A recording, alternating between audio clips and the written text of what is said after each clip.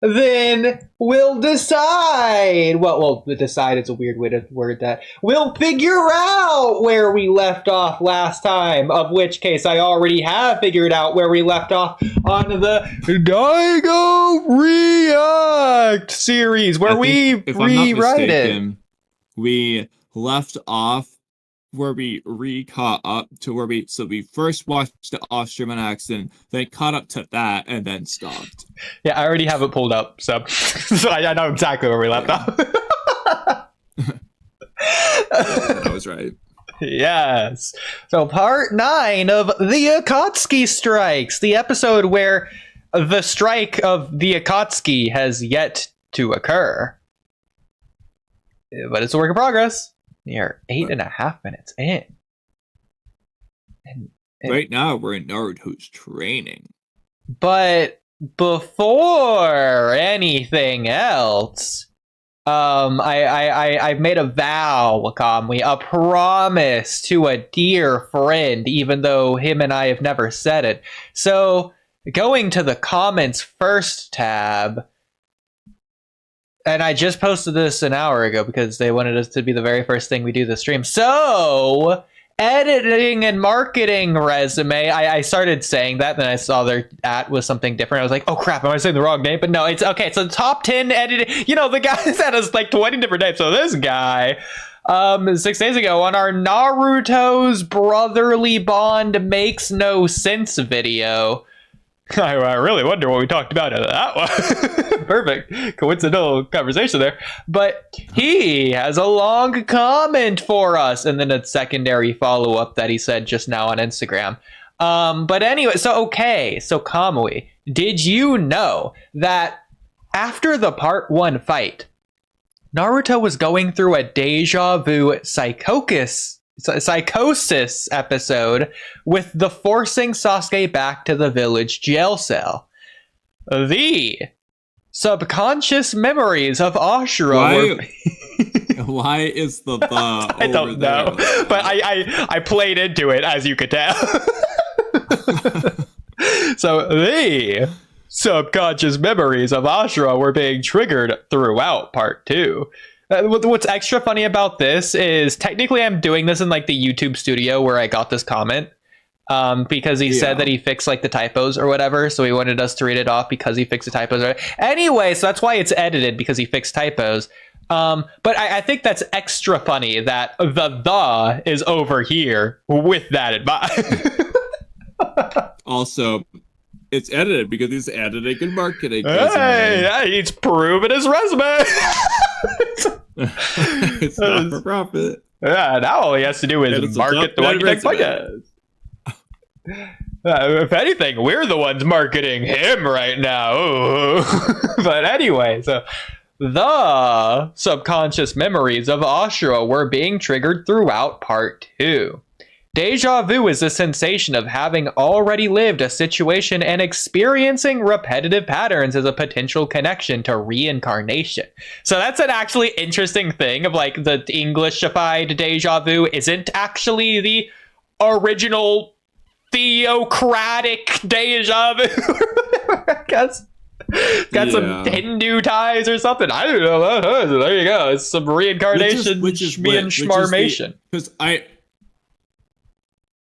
I know the like, oh, it feels like this has happened before, and then like there's stuff like, oh, maybe it was a past life thing. I've heard that before. So which is which? Which is the original? Which is the new one? Like, yeah, it could be also one of those like old wives' tales or whatever the word is. Like, you know, the thing of like whenever you like sneeze is when someone's talking about you. I know that's from Eastern culture as well. Mm-hmm. In fact, that's littered throughout Cardcaptor Sakura. You can't go an episode without that happening. It's in Naruto too. At least the anime does it. Yeah. So this is probably a similar idea, but I thought that was a really cool thing, because I'm gonna be honest, I mean, not that he has unhinged comments, but all the time, at least we, from various people, get ridiculous comments. Just so this whole theory being based on Naruto having deja vu, I thought this creator of editing and marketing was having deja vu with his craziness writing this comment, until I got to the potential connection or reincarnation part. Because otherwise, Naruto having deja vu of Ashura is just ridiculous until you get to the part where he explains it. Yeah. But deja vu in Hinduism and Buddhism is the feeling of familiarity that might be triggered by a place or even a person encountered in a previous life. Naruto Yeah, seeing... and I've heard that before, too. Yeah, that's fair. So, Naruto seeing Sasuke as a brother is the subconscious memory from his past life resurfacing. Sasuke's... I will say real quick. Yeah. As a theory to explain it, I have no problems with it. But narratively, I dislike that as a concept. I agree. It almost ruins their bond. Yeah, the end of Naruto part one especially. Like, I want it to be wrong for the story.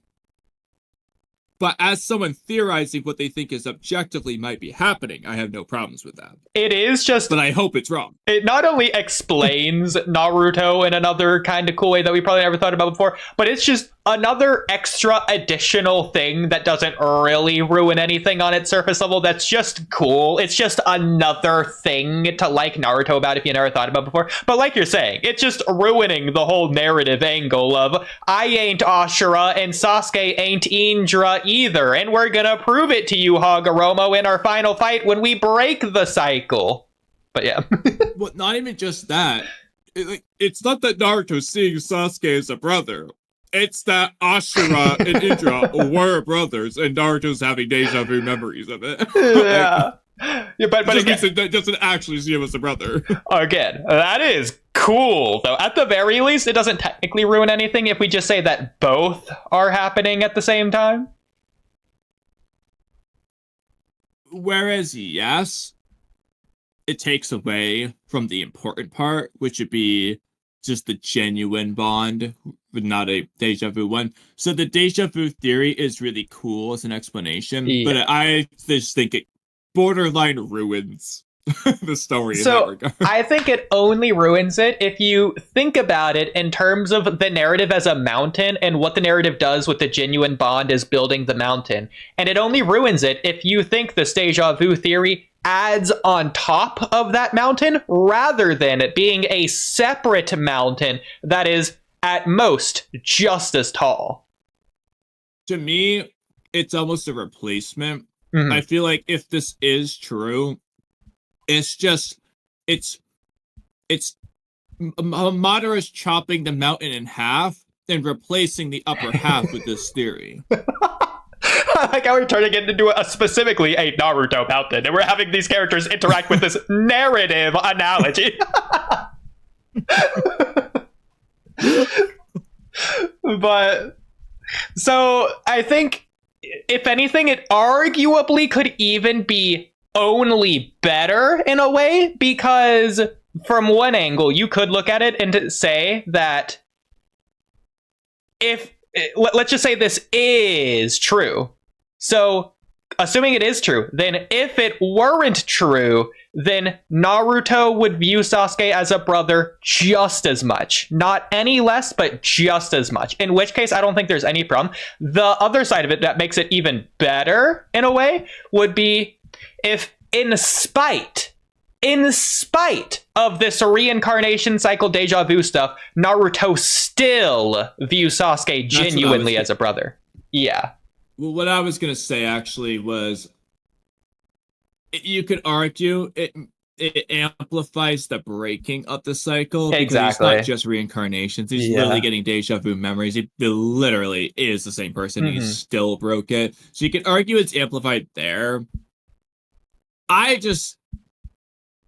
want them to be genuinely like brotherly friends and not because they're almost forced into it through memories. Like, it's one thing to do the reincarnations, but I don't want them to be essentially, born into being brotherly friends because of subconscious memories. I want them to just organically have that bond. Even if there is a reincarnation, they're still just organically doing it in one way, whereas the other way, it almost feels like they were just destined to do it. It almost just is destiny. Yeah, exactly. But I feel like to an extent, that's almost the point to where it's good in that way because it gives something extra to overcome, because Naruto and Sasuke aren't proving the cycle doesn't exist.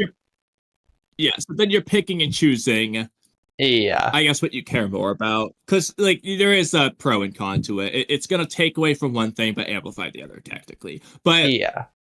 personally, at least, I think the cycle breaking was plenty good, even without the reincarnations. Mhm. Just with what Obito explained in the 5 Kage Summit, that was plenty in that regard, in my opinion. So I feel like if we're taking away from the bond through deja vu to amplify the destiny breaking, I don't think we needed to amplify the destiny breaking. So I feel like, to me, that would tip it in the scale a way I don't like as much, but it's tipping it 2 different ways, you know. So at the same time, though, even though it's not stated here, I think it would be fair to say this goes both ways. And I don't mean in terms of Sasuke viewing this about Naruto, even though that would also be true. What I'm talking about is considering this as the cycle itself. Naruto doesn't just have deja vu memories of Sasuke as a brothers. He has the deja vu memories of Ashura, hypothetically, killing Indra. And so it's almost like the deja vu memories a devil on Naruto's shoulder, like trying to incite him to do that in the final fight, and he has to overcome even that. Well, if you go by the anime, that doesn't work, because Ashura didn't kill Indra. Well, ignore that. And it wasn't Madara Izanagi. No, he just didn't kill Indra. Well, Hashirama did, so. But Indra was just alive telling Hagoromo that he was going to reincarnate before he died. Yeah, well, that's why I threw in that hypothetical word there for a second. Yeah.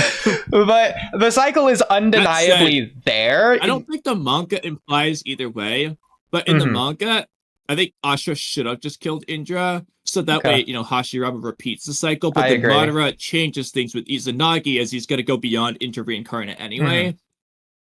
And then Naruto would change it by just not killing.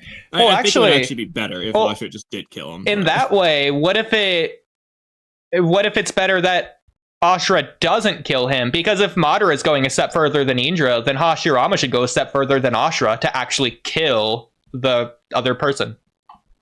Well, you can make that argument, but I don't know if step further is the right word for Hashirama's case. I mean, it is, but it isn't, because it would be if this was true. It's just an interesting case at that point, because also with the Madara step further thing, it's a step further, but it's also like he's just not being inter-reincarnate. He's just merging the two together. He's just going a different path. It's not that, like, for example, Indra wants to control. Let's just say Indra wants to be in control. Like, he wants to control the land. And then Madara wants to control the world. For instance, that would be like taking a step further in the same direction. Yeah. And Madara and Sasuke both do that. But Madara's also just doing, like, the Indra Ashura merging become Kaguya path, too. You know what I mean? Like, yeah, the problem with this is a slippery slope to where if we establish this as every reincarnation's going a step further, then why is it just establishing this pattern, in which case that takes away from Naruto and Sasuke going a step further by building that bond till peace? Or exactly, so how does that go for there? Like, it's fated destiny at that point for Naruto and Sasuke to break the cycle. But yeah. But yeah, I don't know, like, this just gets, the cycle of hatred gets worse over time. I mean, like, Indra just gets more and more evil. It's funny. I don't know. I mean, the cycle is undeniably there. Gets more and more sick of Indra.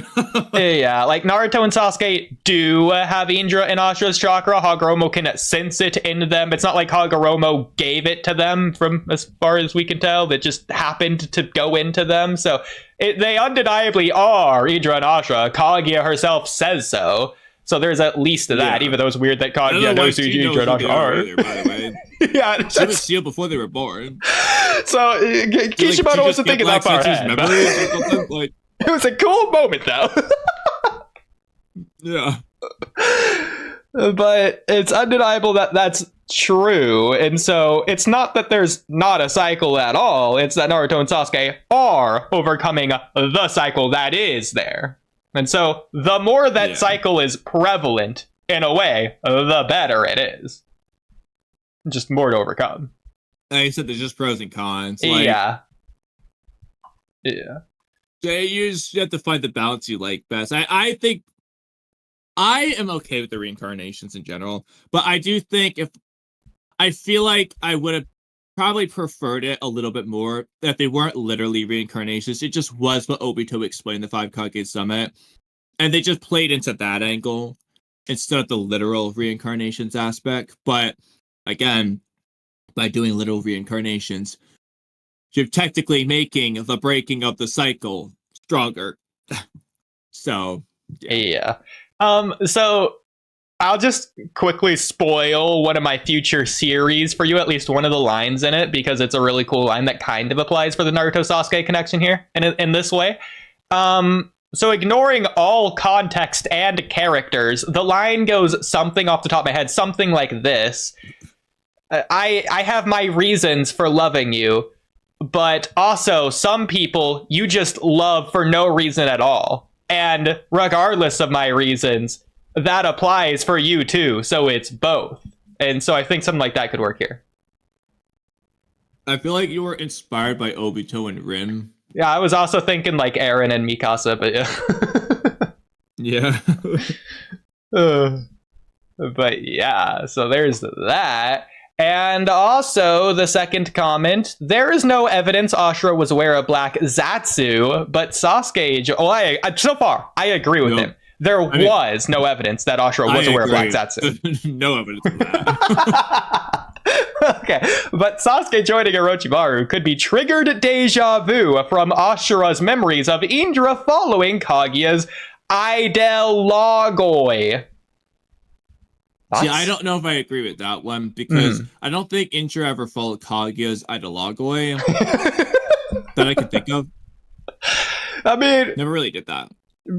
It depends how you think about it. If you think it was like somehow inherited subconsciously, but at the very least, it's a similar ideology. He just doesn't know he's following Kaguya's. He's just having this ideology, thinking he's doing it on his own. Yeah, it's that kind of power-focused, all-in-one-person type thing.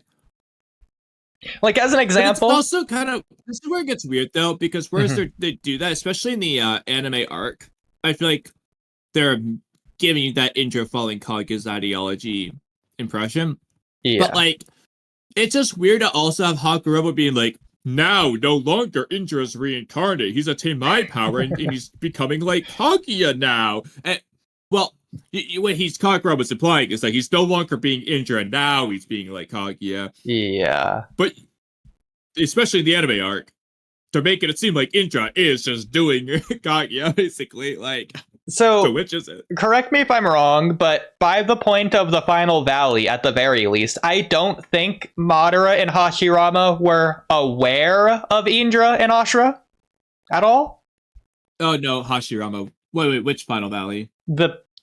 Their first final fight, Madara and Hashirama. Well, technically, the one where Hashirama kills Madara. At first, I thought you were talking about Naruto and Sasuke's final fight. No. When Madara and Hashirama before that, so I was like, well. So the fight where Hashirama kills Madara. I don't see why they would be aware.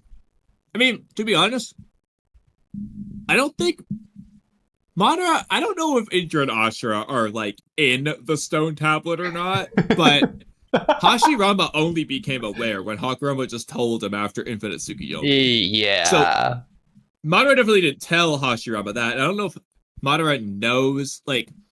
I mean, he knows about Indra and Ashura in the sense of what Obito tells Naruto about, like, the two sons of the Sage of Six Paths. But, like, he doesn't... I don't think Madara ever knew he was a reincarnate. Yeah. And I was just playing it safe by saying by at least to that point, because I agree. I was at the same time, I was thinking, does he ever find out? I just don't want to play that slippery slope. because again, he's saying like, oh, Sasuke's got a Choku Tomoe. Perhaps exactly. Sasuke share some ties beyond. So it's like he's getting there, but like he doesn't. If he knew, he would have just been like, he must be an Indra reincarnate too. Yeah, I completely agree. Know about like it feels like, especially for Madara, how boastfully proud he is of the Uchiha lineage. He's probably referencing that, but I don't know. Yeah, like I said, like I think Mhm. he's essentially figuring it out without figuring it out. Like he's Yeah. noticing the similarities, but he doesn't know that he's literally reincarnation. Yeah. Which would also explain why Obito's not saying it to Naruto and Sasuke. Because if in Obito's shoes, if he knew about the reincarnations, which Madara would have told him about, he would have told Naruto, no. It's not just a cycle of hatred. You are Ashura, and he is Indra. And that's why you can't break this destiny. Like, he'd be just emphasizing that. Okay. That's fair, but at the same time, it's also weird how gung-ho he is about Naruto and Sasuke fighting in the 5 Kage Summit arc. That I think that's fair to say that's Black Zetsu's influence more than anything, but still. Even then, why would Black Zetsu necessarily care about that? I don't know. Yeah, he doesn't need that. Like, so that's weird either way. Because it was Obito's idea to cultivate Sasuke as the backup plan for Nagato. Like, Zetsu was like, I never thought Nagato would die. I can't believe you thought of that, Obito. Like, I mean, at the very least, that would just make sense for the Infinite Tsukiyomi plan regardless. So Obito doing that with Sasuke is fine, but everything else, But I mean, realistically, the only sensible actual answer that isn't, Obito's bored, is that Obito wants to test Naruto. Basically, he just wants to see how Naruto deals with Sasuke, basically, you know? Sure. That's really the only answer that actually makes sense for his character, because otherwise... But the issue is that makes sense and that works. It's just completely dropped from Obito's perspective. I mean, Obito directly tests Naruto, 1v1, so he doesn't need Sasuke exactly at that point. So I get why he's not going to do it. But then, why are you having Obito so invested in this fight if he is just going to drop it? Like, he's not in the middle of the war. He's not trying to egg them into a fight or anything. Technically speaking, he's testing Naruto throughout the war. He could have egged him on about Sasuke if he really wanted to. Could have tried to instigate it. He doesn't. So, I think they should have either probably had Obito at least try to do that, or have him explain the cycle of hatred. Like, he can explain the things to test Naruto, but not be so over the top trying to make the fight happen, Yeah, because the problem is that I understand that Obito wants Sasuke to awaken and unleash his hatred, which is why he's totally fine with Sasuke going after Danzo and fighting everyone under the sun in the 5 Kage Summit, and even taking Sasuke to Danzo via Kamui immediately after the 5 Kage Summit. But, like, Obito just at some random point, I guess after the... When exactly is it? Is it after the Danzo fight? He just goes to Naruto? I guess because Sasuke's already awakened so much power that, now Sasuke's ready to fight Naruto. He does that during... when Sasuke's fighting during the 5 Kage Summit. That's when Obito goes to Naruto. Okay. Kind of a bad idea on Obito's part. Like, just could have killed Sasuke there pretty easily. If God didn't intervene. Yeah, like, what was Obito's plan and what happened? But either way, so Kakashi shows up. At that point, Sasuke's starting to go blind. I don't know why Obito's even allowing a fight to continue. Like, Sasuke's just wasting whatever eye power he has remaining. I mean, Obito wasn't even paying attention. Like, the only reason he showed up is because Zetsu is like, oh yeah, by the way, Obito, Sasuke's not doing too well. He's like, oh, okay, let me go get him. But like what is Obito doing after he goes to talk to Naruto? Did he just go back to the Kamui dimension and like take a nap? Is he just leaving Sasuke there? Bro is literally just like putting back on his Zetsu arm that he chopped off, and he's warming up his shoulder. You see the scene of him just like looking at the Geto statue and just admiring it, I guess. Why? Sasuke is actively fighting the entire time, and he's not there to witness it. He just left. Like, after Danzo died, Obito just left. He's like, all right, Sasuke, go home. Doesn't make any sense at all, but whatever. It's a little weird. Yeah, for somebody who's so gung-ho about Sasuke. Yeah. So there's that, and then Obito also just seemingly didn't want Sasuke and Naruto to fight at the end of the 5 Kage Summit arc. To be fair, Sasuke was blind at that point. Yeah, he wanted to wait. He's like, I'll set up the proper time and place for this. Yeah. Do that. I mean, it just doesn't know, yeah. And we know that they could have fought because in the video games they do, and it's like one of the coolest Naruto and Sasuke fights of all time. Well, also, it's like, It's especially weird though because he's like he says at the end of the Five Kage Summit, "I'll set up the proper time and place for you guys to fight," and then he helps Sasuke get EMS and all that. Then he just leaves Sasuke to start the war, of which he has no intention of Sasuke joining because he didn't tell him about the war. He didn't plan anything with Sasuke. He just left and Setsu watch him, and then Sasuke just leaves. And, and then Obito's not bothered in the slightest. But, so when was he going to set up the fight? Because Obito's trying to capture Naruto right now. I know he's like hesitant and blah, blah, blah with his character. But like, at the end of the day, he's trying to capture Naruto. If he captures Naruto, rips out the Biju, Naruto dies. There's no Sasuke versus Naruto fight. And even if Naruto does survive, he lost a Nine Tails. So that fight's not going to go that well anyway. I don't think Obito's hesitant when the mask is on and he's fighting Naruto at the very least. I don't think there's anywhere at all that he's holding down. It doesn't matter either way. It doesn't matter. Like, my point was just to say, even though there was hesitancy at some point, he's still doing all this. Like... Yeah, again, I would say in the Five Kage Summit, I wouldn't say hesitant. He's more so curious about Naruto because of the whole Nagato thing. I agree. The hesitancy doesn't come till, like, especially like when Naruto's befriending the Biju, you see just the "you never make me sweat" line. He's getting progressive, and then the mask comes off is where that really hits him. But yeah, Naruto's more so being annoying there than anything. Yeah, but either way, again, he's still tactically trying to kill Naruto there. Like, yeah, and then once he captures the Nine Tails Jinchuriki, he's going to steal him to get Sasuke fight before it. Yeah. Again, even if Obito has to trick himself into wanting this, let's just go as extreme as possible. He's Jiraiya. He doesn't want to do it, but he's tricking himself into doing it. Okay, let's just go with that for a second. He didn't set up the Sasuke fight first. Like... skipped over it. Like, if he is going to do all that, that's all the more reason to start with the Sasuke fight if you're that hesitant, because then you can see how Naruto reacts and see if that changes your mind, or if it confirms your conviction, or just to delay the thing you don't want to do, like Jiraiya. Just do it first. He doesn't do that. Because if Guy and Kakashi just don't show up right when they do, Obito just does successfully capture the Nine Tails, seal the Nine Tails into the Gettamazo, killing Naruto, and then stealing B afterwards. Activating Infinite Tsukuyomi, and then it's just too late. It's just gone. Doesn't matter. Sasuke never shows up. I don't know. I don't understand why Obito didn't try to, like, involve Sasuke in the war as, like, one of the obstacles for Naruto to pass or something, at least. Like... It's also weird that we never really got a scene. We never really got another scene between Obito and Sasuke in the war. Not one that was like following up from what they last knew of each other. They don't have like actual interactions. They have, I can see you're building up chakra with my Sharingan. That's how I knew Amaterasu was coming. Yeah, that's the best you get. Like, the absolute closest we get is like, "Oh, how are you doing, my fellow traitor?" or whatever he says. I don't remember when he says it.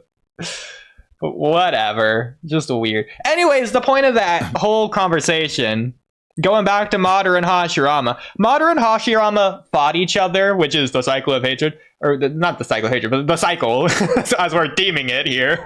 Cycle of reincarnation. If they aren't aware of Indra and Ashra, then that seemingly is guiding them, destiny, fate, whatever you want to call it, to fight to the death. Seemingly, maybe. I don't. Same for Naruto and Sasuke. Whether being aware how that would influence them or not. I don't. Yeah, I don't know. I mean, Naruto and Sasuke weren't aware and were fighting to the death at some points in time. And if they were never definitely told, on Sasuke's end. Yeah, Naruto. It's like he didn't want to kill Sasuke unless they were both gonna die, I guess. Yeah. So that goes back to Indra potentially following Kaguya's ID Lagoi without knowing Kaguya or her ideology. And he's just so happening to do it just subconsciously. Yeah. It's whether destiny, fate, the frogs foretold it, whatever you want to say. There's definitely a possibility there, the same way that Hashirama and Madara fight each other, and the same way Naruto and Sasuke fight each other. There's at least I think they are doing it. It's just weird how they're both doing the Indra following Kaguya's path, but also specifying how Madara is straying from Indra and is now becoming like Kaguya, when Indra's already doing that. Yeah. Like, hypothetically, Hagoromo gets a karma seal of Ishiki, and so he loses all of his Kaguya genetics or whatever, so that Indra just isn't genetically related to Kaguya. Kaguya's not his grandma whenever Indra's born.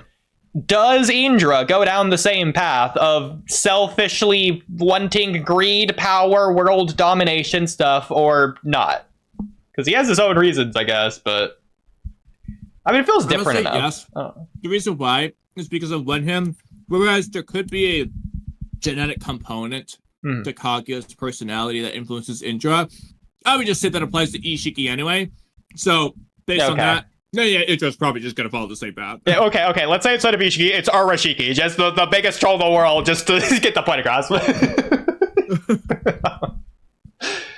That would depend on how much was influenced by genetics as opposed to their nurture. Yeah. And in the case of Indra and Ashura, Indra definitely had a predisposition to, like, the power ideology, but there's definitely the nurture of, like, him just being praised as being the strongest because he just was so talented.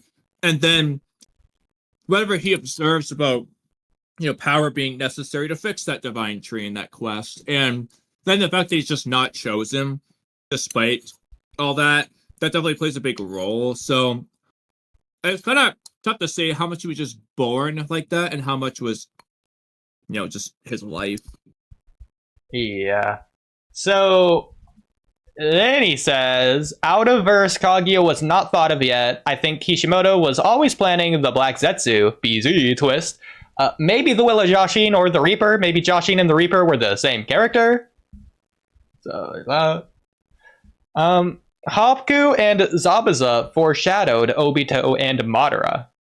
So stop right there. Kamui, what do you think about that sentence?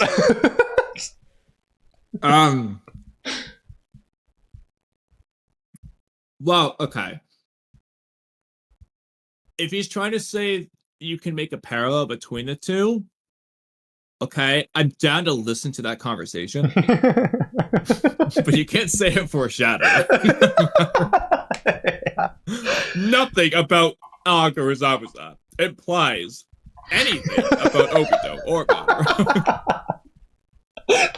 I'm so glad we're on the same page. Unless the argument is that Zabuza did a coup d'etat and Obito stopped a coup d'etat with Itachi.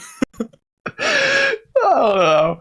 He then follows on by saying, the devil scene could have been foreshadowing of the original blueprint Kishimoto created. So I don't know what blueprint is, and devil isn't in reference to the Reaper, because he's already referenced that as the Reaper. To, Zabuza's demon thing that when Gatsu's like, there's the devil. That's okay. So what's the blueprint then?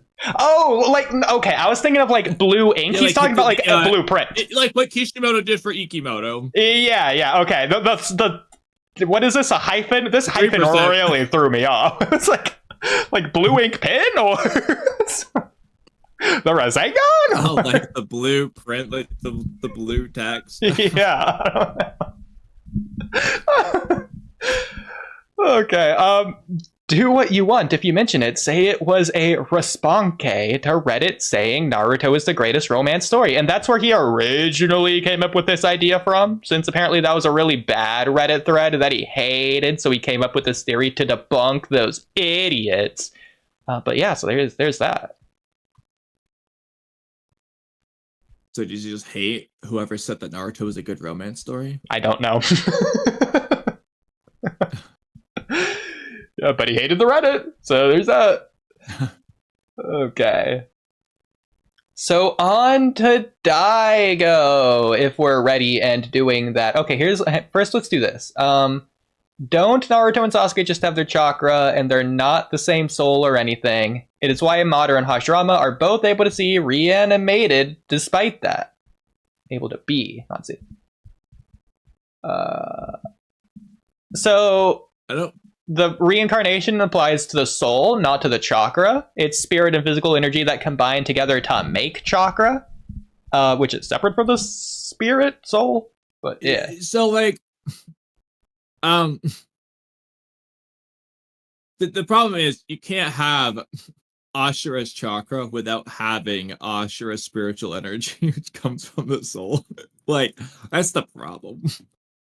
Yeah. Like, the soul just is in there somewhere. Yeah.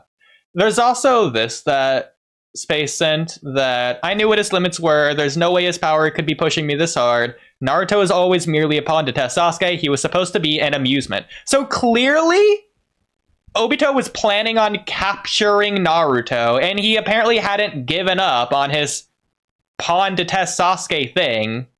So was his plan to capture Naruto in the war and bring him to Sasuke real quick? Yeah, like at the hideout, surrounded by the white Zetsu. Alright, Sasuke, you kill him, but don't actually kill him because I need the Nine Tails. It's like Naruto, make a shadow clone to fight Sasuke real quick. I can't have you actually being hurt.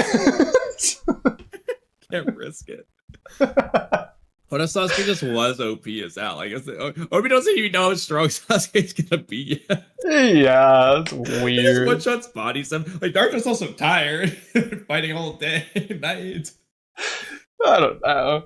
But either way, it's supposed to be an amusement, so it's... It doesn't seem like a well-thought plan. Yeah, and the fact that he's like supposed to be a test for Sasuke tells me, at the very least, Obito, when he has the mask on, at the very least, isn't seeing Naruto as someone to test himself. At least not yet.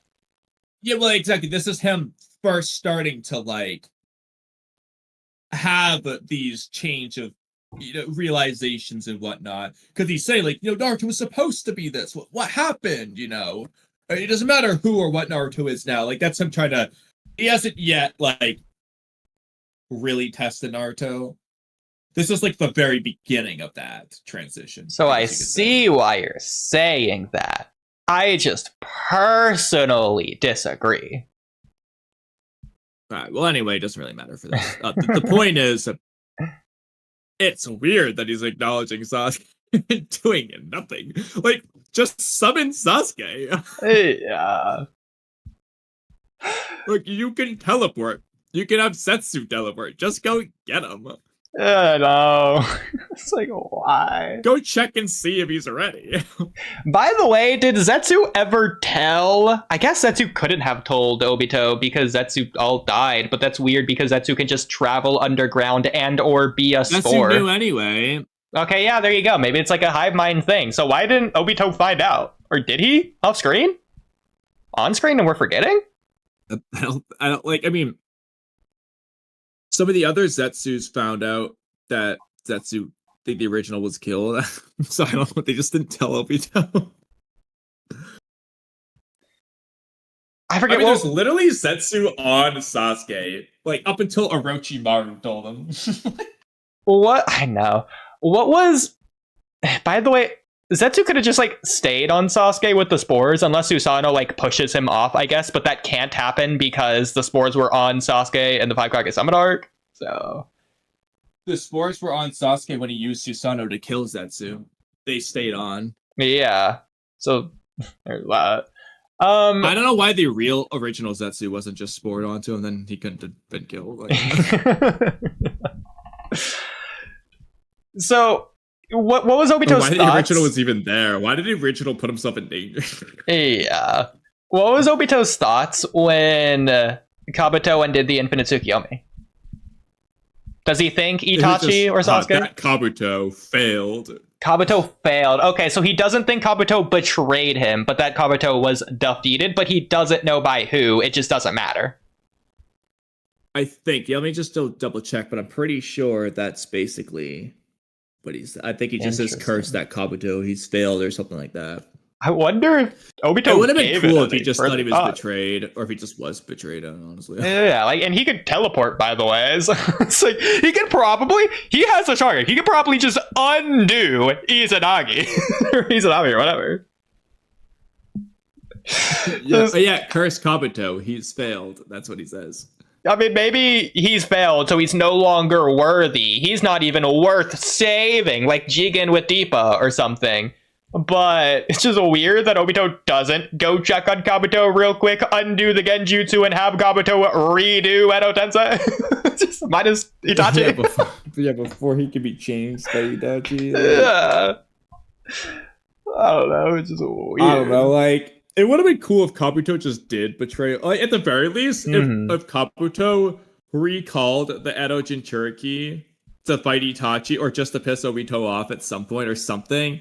Like, for example, when Naruto, his plan to capture Naruto fails because Itachi, so he doesn't want Obito to capture him, so he just calls off the Edo Jinchuriki just to, like, troll Obito. Like, honestly, like, why not, bro? Like, Kabuto's supposed to be, like, messing with Obito anyway. Yeah, and obviously it has to be before Izanami, because after that, he's just a good guy fighting on Naruto's side anyways.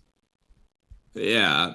And see, that's another thing, though. Like Kabuto, like, Obito knows that Kabuto is trying to steal Sasuke, and he's still not even watching. Yeah, I don't want it to be switching sides. I want it to be, betrayal. Just stab him in the back. Screw him over. Yeah, I agree.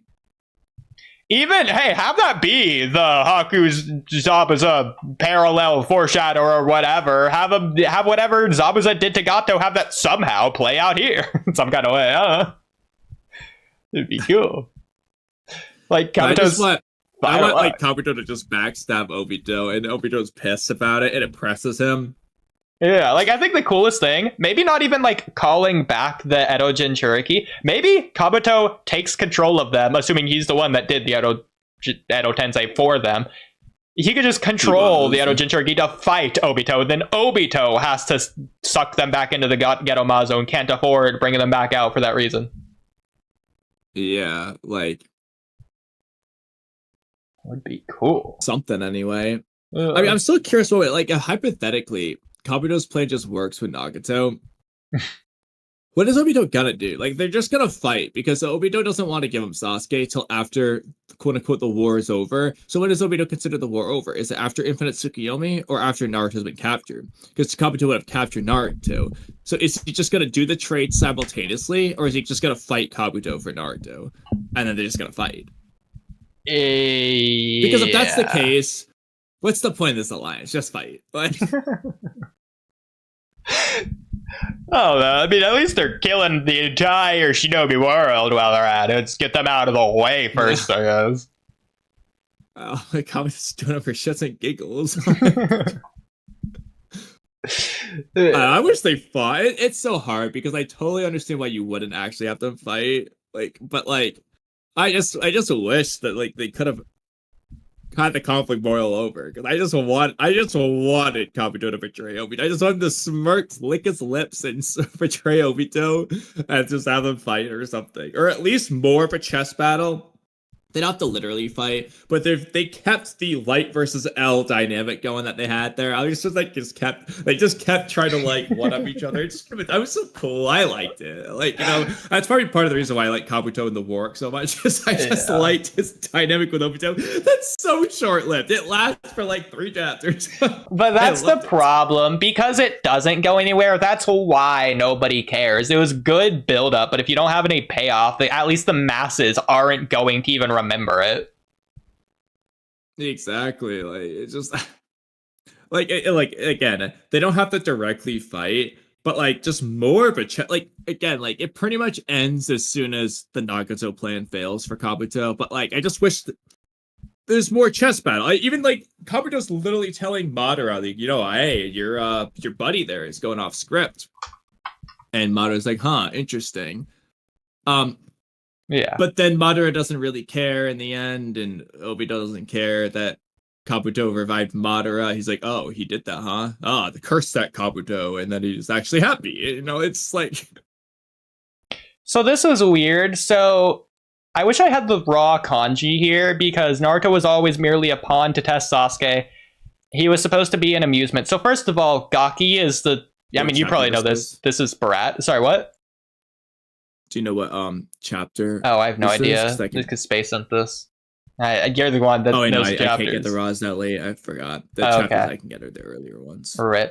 But at the very least, this is cool because replace the word he with like that brat. assuming that Gaki is, I mean, this is pretty late in the sentence, so it might just be something else, but assuming this is like Gaki, He was supposed to be a brat. It was supposed to be an amusement. But over here, so Naruto is always merely upon to test. So the only things you see is no, te, and this kanji, uma. So there's no way Obito's calling him what this kanji is. So I was like, okay, what's the kanji for pawn? Because maybe this is part of it. That could make sense because of what this kanji is. So based on like chess pieces, maybe they're doing some weird finagle thing, but no, it's not here. There's no uma, there's no kanji of it there. So Kamui, why is Obito calling Naruto a horse? Well, okay.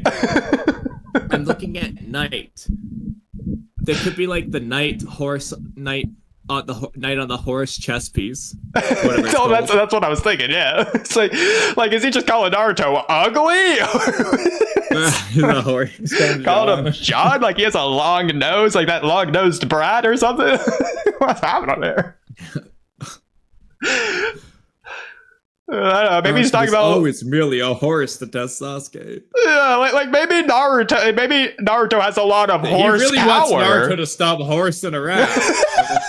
There's a lot of. This is way too much horseplay for Obito. He's starting to sweat. I'm gonna be right back, but keep the jokes going. I'm talking this last one. Was he gonna lure Naruto with a carrot? Like, does he not realize what the nine tails animal is? Like, does he think that Uchihas have a hatred for horses? Like, is that what he thinks Sasuke's after? Not Itachi, the weasel, but Naruto, the horse? I mean, Naruto's a ramen flavor, not an animal in Japanese. So there's at least that. Alright, I think I'm fresh out of that one, so. Jay Shri Ram. That's right, Abject Ghost. Also, don't Naruto and Sasuke just have their chakra and they're not the same soul or anything. It is why modern Hashirama are both able to reincarnate despite that. You did put that in the chat. What the heck is editing talking about? Didn't Kage mistake Naruto and Sasuke as their children? Yes. But also as being great objects. Didn't I think, maybe Obito thought, yeah, the nine-tails versus the nine-tailed horse. So instead of calling him the fox brat, he's calling him the horse brat. Yeah. And again, you can disagree, that's fine, but just going to what I think this is in reference to of, so what is it? What happened? It doesn't matter. It doesn't matter who or what Naruto is now. I think that's just in reference to he knew what his limits were and there's no way that Naruto's power could be pushing this hard. So I think that's what it's in reference to. Like, it doesn't matter how Naruto got as strong as he is. I do think this is the start, regardless. Okay, I mean, I would disagree just based on what he's saying here, that like he was meant to be a pawn for Sasuke. He wasn't ever meant to test Obito since he's supposed to be amusement. But now he is starting to test Obito. That's what I'm saying. It's a start. It's just the very beginning. Well, I think he's saying what happened in reference to how did Naruto get all this power because he knew what his limits were. He's pushing him. Now Obito's being tested. I think like even if it's only physically right now. Yeah. But that would still be the start, I would say. Okay, of like Naruto pushing Obito? Because I would agree like physically. But I don't think that's what you're It's going to get progressively more and more mental as time goes on. But like this would just be like the very start. He's essentially acknowledging Naruto's power and obviously his willpower too. Okay. Would go hand in hand with that. Okay. So, and I think that would just be the very beginning of that transition. Because up until then, he's curious, and it's partly where the amusement thing comes into. It's his curiosity. But now it's starting to become a test. Not yet fully. He's not in the final exam yet, but he's in the pop quiz. You know? Okay, so obviously we agree for physically. Mentally, I mean, we don't have to have this conversation, but like, what exactly do you mean by that? Because if you just mean that Obito's being annoyed that Naruto isn't taking this seriously, or that he's turned this around, Naruto's being amusement for Obito, or the other way around is what I mean, then I would agree. See every single scene leading up to it, because I don't know exactly what order some things are, but I feel like there was already some good Naruto willpower, never give up moments before then that he's noticed or something. I feel like that happens. Sure. And again, he knows that Naruto was able to sway Nagato. I just personally don't think that if what you are referencing has anything to do with Naruto being seen as the previous version of Obito, I don't think that's here. That's not exactly what I'm saying. Okay. Because I would yeah. It's just the fact that Naruto is pushing him and not giving up. That doesn't mean Obito's necessarily saying, hey, that's me over there. But, like, it would be the very start of him progressively figuring that out. It'd just be, like, you gotta start at some point. He's not just gonna get the A+ immediately. He's gonna work his way from the F up, okay? Like... Okay. I would agree. I would agree with that because this panel right here, so what is it? What happened? The fact that this is included at all, instead of jumping from there's no way his power could be pushing me this hard to it doesn't matter. Like, the fact that this is here at all shows that he's at the very least curious about Naruto. Yeah, like he's asking the question, like, what is it? He hasn't figured out, oh yeah, that's previous me. But he's now asking the question, which he's then gonna progressively find an answer to, essentially. Yeah. But whenever I hear you or whoever else say that Obito's testing Naruto, I think that if we're saying that, then we can't be saying that Obito's genuinely in his head and monologuing about how he's trying to kill Naruto and that he's confused that it's not going that way. The testing, like the real test starts to come with like Neji's death and like that later parts after the mask. That's where the real testing starts. I agree. I would just say this is the starting point of Obito's transition, or whatever I said earlier. Exactly, but yeah, because regardless of Kid Obito being like Naruto or vice versa, Obito's annoyed not just that Naruto's powerful, but that Naruto isn't giving up regardless of who Obito was in the past, because he's not able to not just physically take down Naruto, but he's not able to like mentally dismantle him either, which is something he's trying to do. And that's bugging him. Exactly. And it's also worth noting at this point, and that's why I was mentioning the Naruto willpower thing, it's bothering him that Naruto's being that way. But at this point, Obito's still technically quote-unquote no one. So he's not Obito yet until the mask comes off. So I also think that plays into things. Once he becomes Obito, ironically, Obito starts to see the Obito in Naruto around that time. And now I will give you this. He is only monologuing this in his head about Naruto. Like, he's not like, oh man, that Killer Bee guy, man, he sure is annoying me that I can't take him down and that he's not giving up. But like, he won't give up, you know? Yeah, but everyone is just supporting Naruto. Even when the entire alliance comes around, they're playing the supportive role, whereas Naruto's the one he's actually like fighting one-on-one, basically, with everyone else. Which is also actually real quick. It is kind of funny. What do you think about it? Like, I like it's supposed the war is to protect Naruto and Bee. This is on Naruto. Like, they really just forget, like, you know, we're supposed to be protecting Bee too, right? For a really good amount of time there, I would argue Bee at the very least felt a lot stronger than Naruto as well. He was, you know, pretty much until Naruto got KCM too. I agree. Okay, I'm glad we're on the same page there. Like, I feel like that's really what you would say that Naruto just was stronger. I mean, Naruto barely dodged the Raikage at top speed in KCM. Like, Naruto's a little bit faster. Good thing Killer Bee just is A speed anyway in version 2. So it's like, Bee's not even that much slower. It's barely slower, okay? It's a negligible difference. And also, Bee just has more. I mean, Naruto has his Rasengan variants and stuff, but Bee can use the tail piece bomb. He can be a Biju. He has Lariat and Octopus Ink and his 8-sword technique that's actually still OP. He also actually just straight up killed Kisame as far as Obito's aware. So there's also that. Yeah, Obito doesn't even know what happened to Kisame. Yeah, exactly.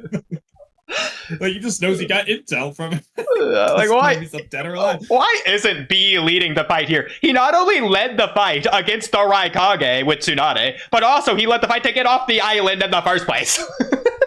And then the moment Nagato shows up, he's just like, yeah, go ahead, Naruto. And then he just like helps out, and then Nagato fondles him too. And then after that, you know, Itachi has to carry, and then Bee's just like, you know what, Naruto? You got this, buddy. Imagine instead of Naruto, Obito do their headbutt. Obito goes for the headbutt. Lee just lariat, ragdolls Obito backwards, knocking him out. It's just violently velocity just to the max. backwards. I mean, actually, though, B does have a strong headbutt. Like, Kisame does too, True. but, like, unironically, B's headbutt just is better than Naruto's there. Maybe that would have cracked the mask. Kakashi would have been really shocked when he first showed up. Yeah. The match just breaks instantly. I love how it doesn't even matter if Naruto and B break the mask, because literally nobody there knows who he is until Kakashi and Guy show up. It's like he just has the mask, bro. They just have the exact same things play out. Like Naruto and B are like, do you know who that is? No? Instantly know the Kamui trick at that point. Also, like, go ahead, say what you're gonna say first. I was gonna say Kakashi doesn't even need to say, "Where did you get that eye?" in this case. Exactly. Guy's not gonna tell Kakashi, don't think about it. It doesn't matter who it is. Oh shit, it is him. What if they just didn't recognize Obito? It's been like 20 years. Where did you get that eye thing? Like, what if they just see him and they're like, who is this? Yeah, I mean, think about it, Kamui. If you saw someone from your kindergarten class that you haven't seen since today, would you recognize them? Especially when half of his face, half of his face is messed up. That's either going to make him not recognize him, or that's the only reason they're going to think it's him. It's one or the other. True. Oh my god. I haven't seen this man in like 20 years. Why does he recognize him? Other than the fact that there was the build up to it. Like, he can't even remember really Kisame like a week later. Know it's Obito until he notices the Kamui link. And then he does the whole, where did you get that eye thing? And then when Naruto Rasengan's his face, there's no mask to break, so he still doesn't know who Obito is. Well, what if the funniest thing is if Kakashi doesn't recognize Obito, he thinks the scars on his face is from Naruto's Rasengan on his mask? He's like, Naruto, it looks like you damaged him pretty good. Naruto, I guess you pushed a little harder than I thought there, Naruto. I feel like the whole time Obito's just not saying anything. Obito would probably be like, if you really don't recognize me, Kakashi, or something. But like, what if you just plays up the act? You're still just like, yeah, I'm Madara. These are from Ashirama. He hears what Kakashi says. He starts looking at Naruto. He's like, damn you for hurting my face. He's trying to play it off.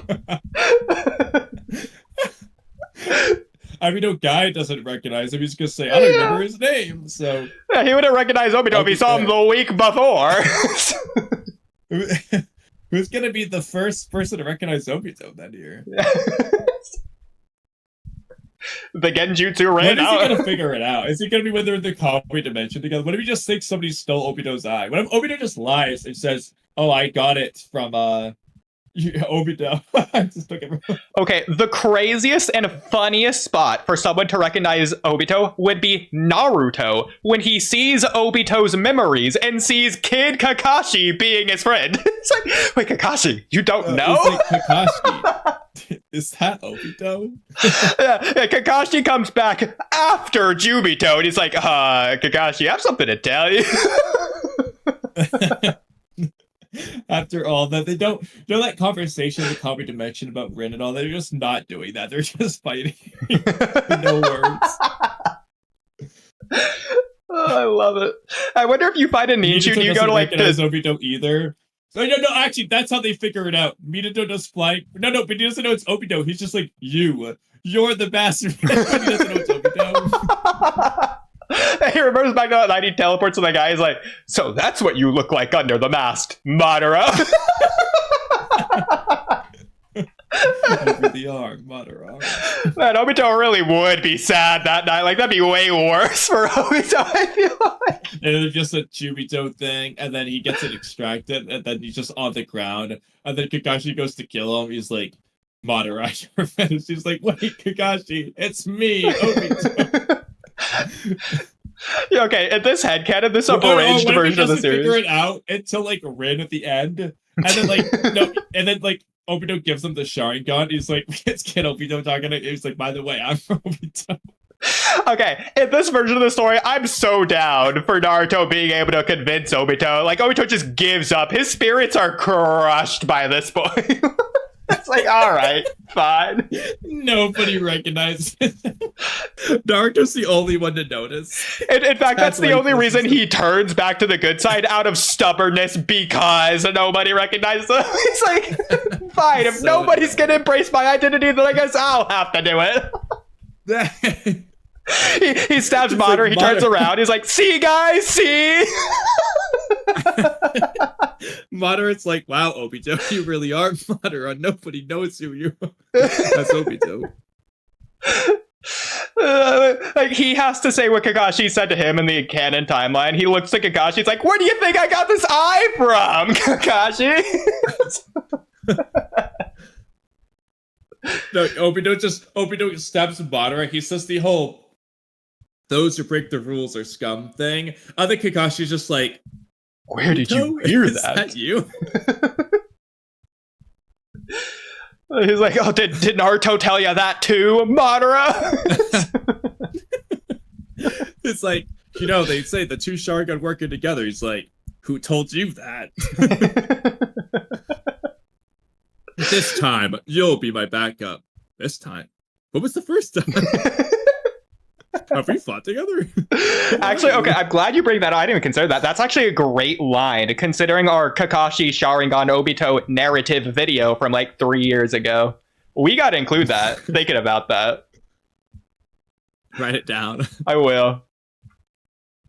Okay. I guess I'll write this in pinned messages.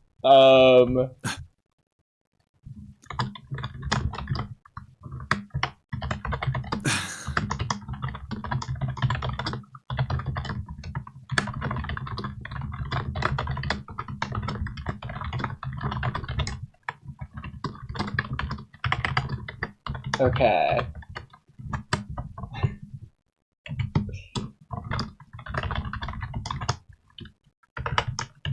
Okay. With that said, I'm glad we got all that out of the way. So I know we still get started at that. I know, yeah. How are modern Hashram able to become reincarnation? I already read that. Obito was upset that. Wait, no, I didn't. Able to become reincarnation if they also share the same souls. Just curious.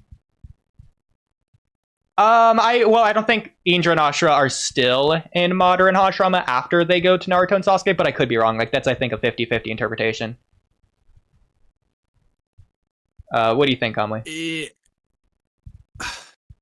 It's never really specified. The thing is, though, it definitely doesn't seem like the Ashura and Indra chakra in them is amping them in any way. Because, if anything, Madara got stronger. Well, no, wait. No, I guess Madara already awakened his Rinnegan before then. No, okay, they weren't born yet. Like I say, Madara died right before Sasuke and Naruto were born, like 1 year before. But okay. Well, actually, no. Sasuke was born early. It really depends on how much time after Madara died Obito attacked Minato. Because if it was 6 months, Sasuke might have been born at the same time as Madara being alive. I don't know. It's also Madara coming back as an Tensei technically was the way that that Kabuto betrayed Obito. I thought that was an interesting comment that Spacer. Anyways, I'm gonna play the episode 1 explaining the rules of the rewrite and go to the bathroom because I really have to, and then we'll start the Dygo react. Okay, and I'm gonna do that now. Okay. More than 0. Okay. Yeah, I guess I'm ready for the intro. So, that being said, hello and welcome everyone to the Rewriting the Naruto Rewrite. So, this is a series where me and my friend Kamui are going to be reacting to Dygoknight's Rewriting Naruto series. Me and Kamui are Naruto YouTubers. We're diehard fans. We have a whole podcast of it. You're on the channel right now. You're just watching it through this playlist, probably. Episode 1. It's gonna be a whole thing. We're gonna react to the entire Naruto Daigo rewriting playlist in order, reacting to it, blind reaction to the first time. Here's the kicker, the twist, the the through line. That's not how that word is used, but I'm using it anyways. Here's the crazy unique thing of the reason that you're going to watch. The interest, the compelling factor. Me and Kamui, we've seen Naruto in and out through thick and thin. We know the series like the back of our hand. We've freaking watched the series backwards at this point. The dub, the video games, the manga, the anime, the freaking... I've watched the play adaptation. I've seen it all. Same with Kamui. We know everything. We're going to pretend like we've never seen Naruto and that Naruto as a series doesn't exist. What we are going to do, we're going to pretend like we're watching Naruto for the first time, and Daigo's rewrite of the series is the only version that exists. This is the canon Naruto timeline. Dygoknight is Kishimoto. With that being said, with Dygoknight's rewrite being the version of Naruto, we're then going to take that canon version, ignoring the original timeline, and rewriting Daigo's rewrite. So with that being said, Kamui, are you excited to start the first episode? All right. Thank you, past Oodie, for explaining all that. Yes. Okay. Yeah. Well, 2 minutes after the rules are explained later. Let me pull up the Dygo Rewrite Bible. Man, I almost need a Cam's birthday present there for a minute. Okay. Let's see. This tab. All right. Part 9. The Akatsuki. So we were saying last time, but let's just reconfirm who we think it is. So what Akatsukis are we thinking it is? Is it... the first theory we had last time was Hidan and Kakuzu, but then we also included Zetsu probably somewhere around there maybe, because it's a bandit of thugs or whatever. But I think we eventually concluded on it's likely, almost definitely going to be Itachi and Kisame. Yeah. It's gotta be them, but there's a lot of things that could be cool, but it's gonna be Itachi Kisame. Yeah. I think it would have been cool if hypothetically they tied this into Sasori's taking out a nation thing as well, but like the filler episode does. Yeah. But it's gonna be Itachi Kisame. Oh god. Pass, and Naruto and Kurotsuchi don't find anything. It's already dark now. Kurotsuchi decides to take a rest in a clearing. She then sets wire traps to make sure no one will be able to come close to them while they're resting. That sounded like water traps, not wire traps. Rewind it. She then sets wire traps to make sure... Okay, that sounded a little bit more like wire. Yeah, but I can make it sound like water if I try to make it that way. No one will be able to come close to them while they're resting. Kurotsuchi then says, "So, Naruto, why are you training in this remote forest with that weird old guy? I have to get stronger." Well, that's a generic answer if I've ever heard one. Naruto's expression grows dark. Sasuke deserted the Leaf Village. He's under Orochimaru now. I have to get stronger to bring him back. Daigo loves that scene of Naruto being sad. He's that every episode. Kurotsuchi is surprised. "I'm sorry to hear that, Naruto. I heard Orochimaru attacked your village and killed your Hokage, but to think Sasuke would work under him? That man is one of the legendary 3. He's extremely I wish... Okay, let's go back to the rewrite Bible really quick, just to confirm. I wish we got more scenes between Kurotsuchi and Sasuke then, in this arc. The Crystal City village arc.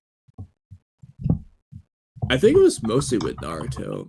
She probably interacts with Sasuke somewhat, but... Yeah. So, what we have here is Sasuke's character moments with Kiba, Hinata, Shikamaru. Okay, well, I guess that plays into the Sasuke retrieval arc. Sasuke respects and befriends and trusts Shino. Hey! Editing mark to your resume would be really happy about that one. Yeah. The assault team C was Hinata, Sasuke, Shikamaru. Also, assault team 2 was Sasuke in this one as well with Hinata. I forget exactly how this went. Do Sasuke and Kurotsuchi interact at all?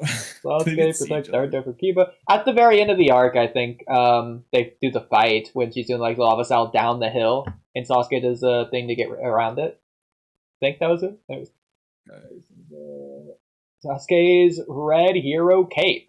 He got that. Remember, Naruto beheaded someone. You remember that? I forgot that happened. No.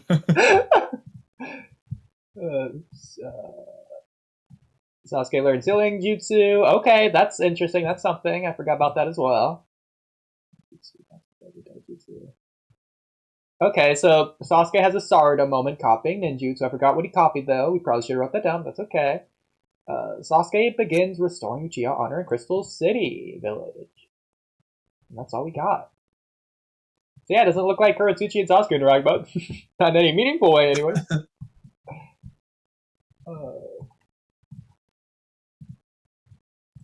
Powerful, isn't he? Those legendary three are more of a joke than I like anything how- else. All pervy say We have such a knowledge of Naruto that we instantly forget what happens in the dagger. I know.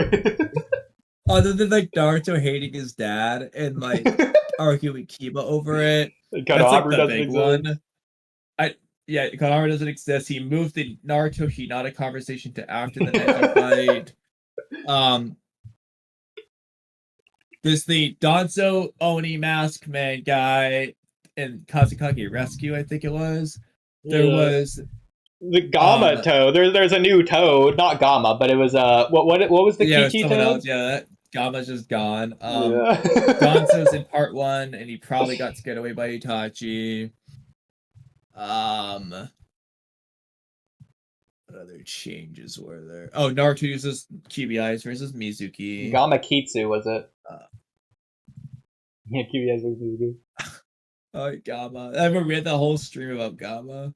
Oh, he also writes down Yeah, Naruto and Sasuke are not reincarnations. I forgot about that, but I guess it makes sense. Right. But the fact that he already said that in the tuning exams.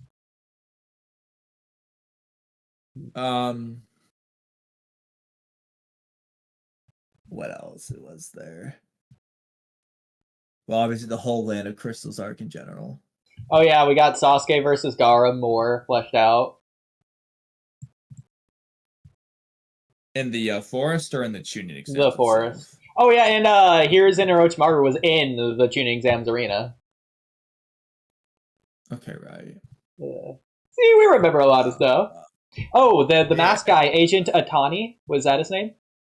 Yeah, okay, I couldn't remember his name. Yeah, there was that was his name, okay. I forgot he was named. Yeah, exactly. I just remember the Oni mask guy. Okay. Do we think this is an original character or a masked character we already know? In which case, who do we think it is? And is he doing this Obito Toby name thing with this character? Like, is this character actually Tani that we know? Like, who is this? Who we think of Are anyway? there any names that are similar to this? There's Itani, which is close to Itachi, but it's not the same. Inari. Hinata without the H, Hinata, but it's clearly not Hinata. So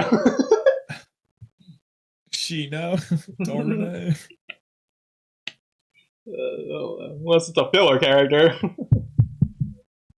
Yeah, I feel like it is. I mean, it depends on whether it might just be like a random made-up name. That was the thing. Like, yeah. Well, maybe he even explained what it is. Yamato's replacement. We haven't had Tenchi Bridge arc yet, right? We're not there yet, right? No, not yet. Okay. What are we just gonna do about Yamato and Sai? I think that's. I feel like he's gonna delete at least one of them. But... Yeah, that's fair. But I think Atani had like some mythological reasoning for like the Oni mask thing, but we could have just been saying that last time, and that might be what I'm remembering, or I might just be misremembering. Search Atani Japanese and see if it's a mythological or has a meaning to the name. Start with the name meaning, I guess, and then we'll see if it's a mythological. There's Atami. Otani. Large Canyon. I don't think that's what he was going for. I do know both of these kanji, though, so I can confirm. Oh, interesting. I didn't know this is another word for canyon. That makes sense, but I know this is not even valley, but river. Hang on. We're going to do a little bit of research here, because just out of curiosity of my Japanese. Oh, you can't even see it. Yeah, sorry. Yeah. Okay. Valley. Okay. Yeah. Valley. No, I did know it is valley. Okay, yeah. Okay, yes, like valley rivery kind of thing. Valley. Valley. I knew that. There you go. So what does Atani mean though? Is it just not a word? Oh, this is Tani, and O for O is big. But yeah, Atani, it doesn't look like that's really a word. Unless it's Shohei Otani, but again, it's not. It could be this guy. Professional baseball player! Think that's what he's referencing? Dygo, a baseball fan? Okay, let's do Japanese to English and just check that way.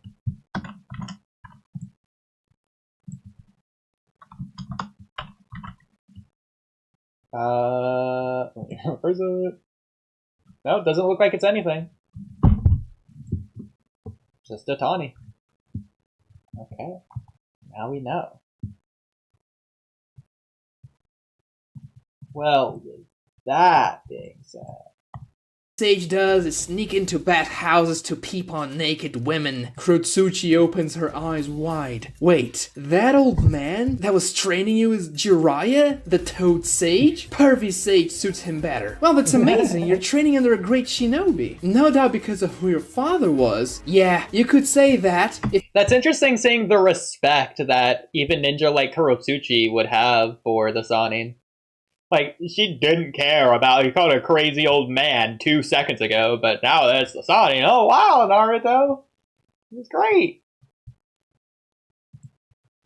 But I wonder what Kamui thinks about that.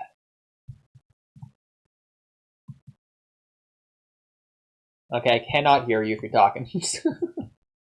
I kinda had an inkling of a feeling. Assuming that you're even there. I don't know. Maybe Kamui got bit by a spider, and instead of turning into Spider-Man, he just died. It's possible. But while we're waiting on Kamui, what do you guys think?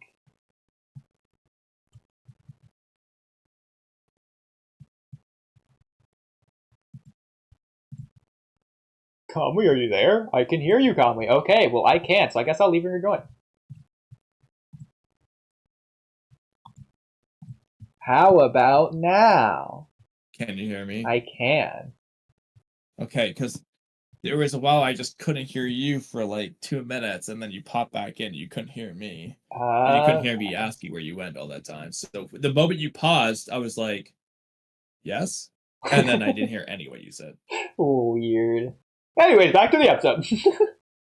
If he hadn't What sealed... did you say when you paused it? I don't know. Saying that it's crazy that the Sanin has so much respect, even for ninja like Kurotsuchi. Like, she just called him a crazy old man, but now it's like, wow, Naruto, that guy, he's so great. So I thought that was kind of cool. They are famous. Yeah. But I don't know, like, if you were like, if I just saw you hanging out with Elvis giving you vocal lessons and I didn't recognize Elvis, but then you told me, I wouldn't be like, whoa, Kamui, really? Elvis is like the best singer ever. But, I mean... You know what's also crazy, though, is when you think about it, so the Sanin are famous. What is the main thing they're famous for? Surviving against Hanzo. Why does it seem like nobody knows who Hanzo is? Like, I understand it's mostly the older people who know, but I feel like Hanzo himself should just be, like, Kurotsuchi should be like, Hanzo? Like...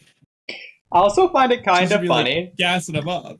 So for as strong as Hanzo is, the reason that it's impressive to survive against him, which, by the way, Mifune did it, and he doesn't get all this credit, and he didn't have 2 other people assisting him. But the reason it's so impressive is because he's poisonous, not powerful. Okay, I guess Hanzo did spare them too. But, like, Hanzo, like, killed Mifune and then just, like, gave him the antidote.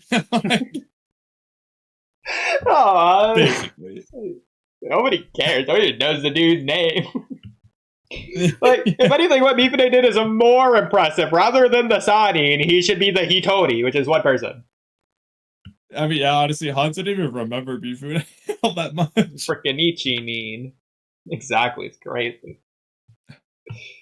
The frickin' world knows the Sanin.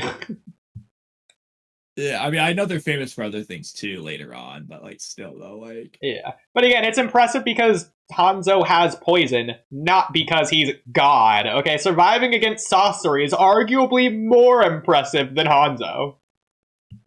well, but that's the thing though, like it's presented, but like he is presented as being like God from Jiraiya's perspective for one thing, and second, unless Orochimaru and Tsunade just had the anti-poison counter, I don't see how they're getting around the poison. And if they are getting around the poison through Orochimaru Tsunade, well, they didn't beat Hanzo, so he's still gotta be really strong. To be fair, that was before the Sanin were the Sanin, so it wasn't even like a strong Sanin. Well, it's the problem though. Like, what did they have? Like, did they use the three-way deadlock and just lose to Ibuse, the salamander? Like, did Ibuse just solo all three? Well, when did they even get their summoning pets? Let's just assume it was around the same time. I'm assuming Jiraiya got his toad before Jiraiya has been with the toads for like 10 years. I don't see how he doesn't have Bunta yet. Like, At the Bunta very might be least, smaller, but how big was he? You seem pretty big in the flashback when he met Jiraiya. at the very least, Jiraiya doesn't get Sage Mode until after this fight, and so the same would go for Tsunade with the Byakuya. For all we know, he had it. This stuff. We don't know when he got it. No, it's after he gets the nickname the Sanin, because like the Great Toad Termit thing is like the nickname after the Sanin.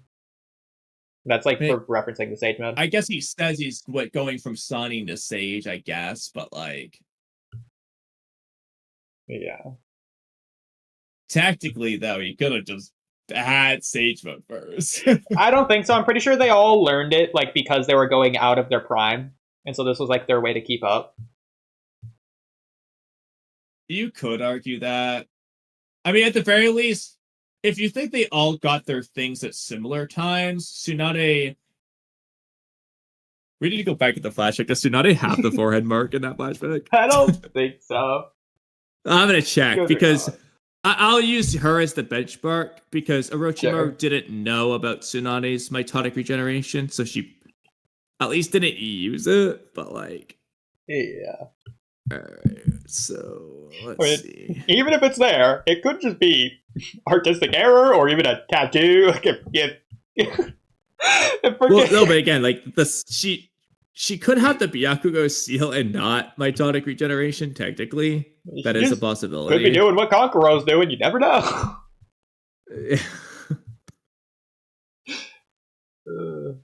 Oh, she's wearing her headband, so we'll never know. Wow. To be fair, that sort of indicates, at least to me, she probably doesn't have it. I agree. But, like, tactically speaking. Like, that's not to say, I mean, Orochimaru has his snake marks, so. Yeah, I mean, like, Kakashi covers his super-powered upgrade ability thing with his headband, so it's definitely possible. Same with Boruto, he can cover his karma, even though 99% of the time he doesn't for some reason. So it's definitely possible. But it feels like she wouldn't do that.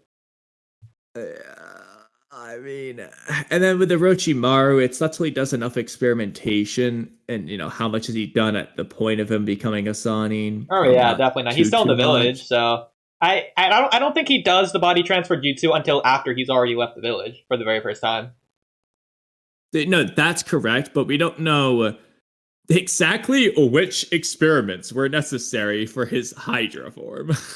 I'm wondering who the first person he did the body transfer jutsu on was. Obviously, I don't think it was some notable, high-named person that we would know, but, like, it's interesting that Orochimaru would even choose to do that. I understand maybe he's getting older, but, like, was that body really better than Orochimaru's old body? No, I think he just did it to master it, because I think his first few just were... I think all of them... every body he took, I think was weaker than his original body, personally. Yeah. But he was looking for a better one, obviously. But I think the real Orochimaru could have learned Sage Mode, like just would have been able to do it. 100%. The same way Kabuto and Jiraiya could. I see no reason why Orochimaru and his practically infinite chakra, because remember, Sasuke's running out of chakra after using the substitution thing twice, and Orochimaru does like 50,000 times, and he's just fine. So, yeah. Yeah. I mean... Anyway, I'm going to look and see how many faces show up when he does the body jutsu on Sasuke there. So I think, at least in the anime... Oh, yeah, you can see... All right, we're shown 4 other bodies. We see the girl and the guy that we know. Interesting. And there's 2 others, so it's probably one of these other 2 guys. Okay, so yeah, he started that recently. Like, even after he left the Akatsuki. Which I guess that still makes sense. Oh, no, that works perfect, because, I think, it's actually funny. Okay, this is real. Okay. In the, Konoha Crush, here is an ask Orochimaru. How many bodies has it been? Orochimaru says, 2 or 3 perhaps. So if you look at this, actually, he was on the 3rd. Okay. But it's hilarious. Like, Orochimaru's unsure of how many, like, bro, you're on 3. How are you already losing count? No, but I like him losing count there. If anything, that just shows how little he cares about the people he takes the bodies of. Exactly. It's cool. But these 2 on the left here, one of them kind of looks like Sasori with half a head. Those are... One of those 2 is his first body. Yeah. Well, like, he has to do body transfer jutsu every 2 years. Or is it 3 years? 2 or 3? 3 years. Every 3 years. So, it's been 9 years? Or so? I guess he doesn't... Yeah, I guess he's only been doing it. He does have to wait. It's weird that he has to wait, by the way. Why does he have to wait? The jutsu just can't do it. But why? This isn't Shisui's Sharingan. Like, I understand the body will decay and go bad in 3 years, but you could just get a new body before then. I don't see why there's a 3-year time limit. Yeah, he just can't. But it's weird, though, because, like, he was able to just do it to Zetsu right off when he wanted to there. So I don't know what the... Yeah, true. Cool down reasoning thing is there, like, because like just has a 3-year. That 3-year mark, his body's dying. Like he has like 2 days max to do this jutsu, or he just dies for good. Both times we've seen it. He couldn't wait for Sasuke at the end of part 1. He was in his deathbed when Sasuke killed him. It's weird, but also if you look at the image I sent chat, I don't know if there's anything to this, but I noticed the girl in Sasuke will make sense when I explain this, but the girl has like bigger tongue body coffin. It's also covering more of her. Yeah. And then Sasuke, obviously he's the closest, but it seems like there's a lot. I'm wondering if like the stronger the vessel, the more tongue you need, because the ones at the back there seem to be smaller. So like the one from Konoha Crush might have just been the second strongest body he went for, or the strongest he ever took. Okay. It's kind of cool. Based on that. I like that. Because he never got Sasuke. That's kind of cool. Now, I'm going to see if in the data book it says anything about, like, the cooldown and why that matters. The Sasori guy's kind of funny. He kind of looks like Jugo to me. Just a little bit. Yeah, I know. Like, I could see the Jugo in there, too. The guy on the very left, I don't know who that would look like. Just like... Teuchi a little bit? Freaking Ramen guy? Yeah. That one I wasn't sure. Like, his hair, he got those goofy sideburns. I feel like there's a filigree like that, but... He doesn't really look like this guy, but he kind of reminds me of Killer Bee's rap teacher. No, he does not look like him. Only like some features. He solved the puzzle pieces together.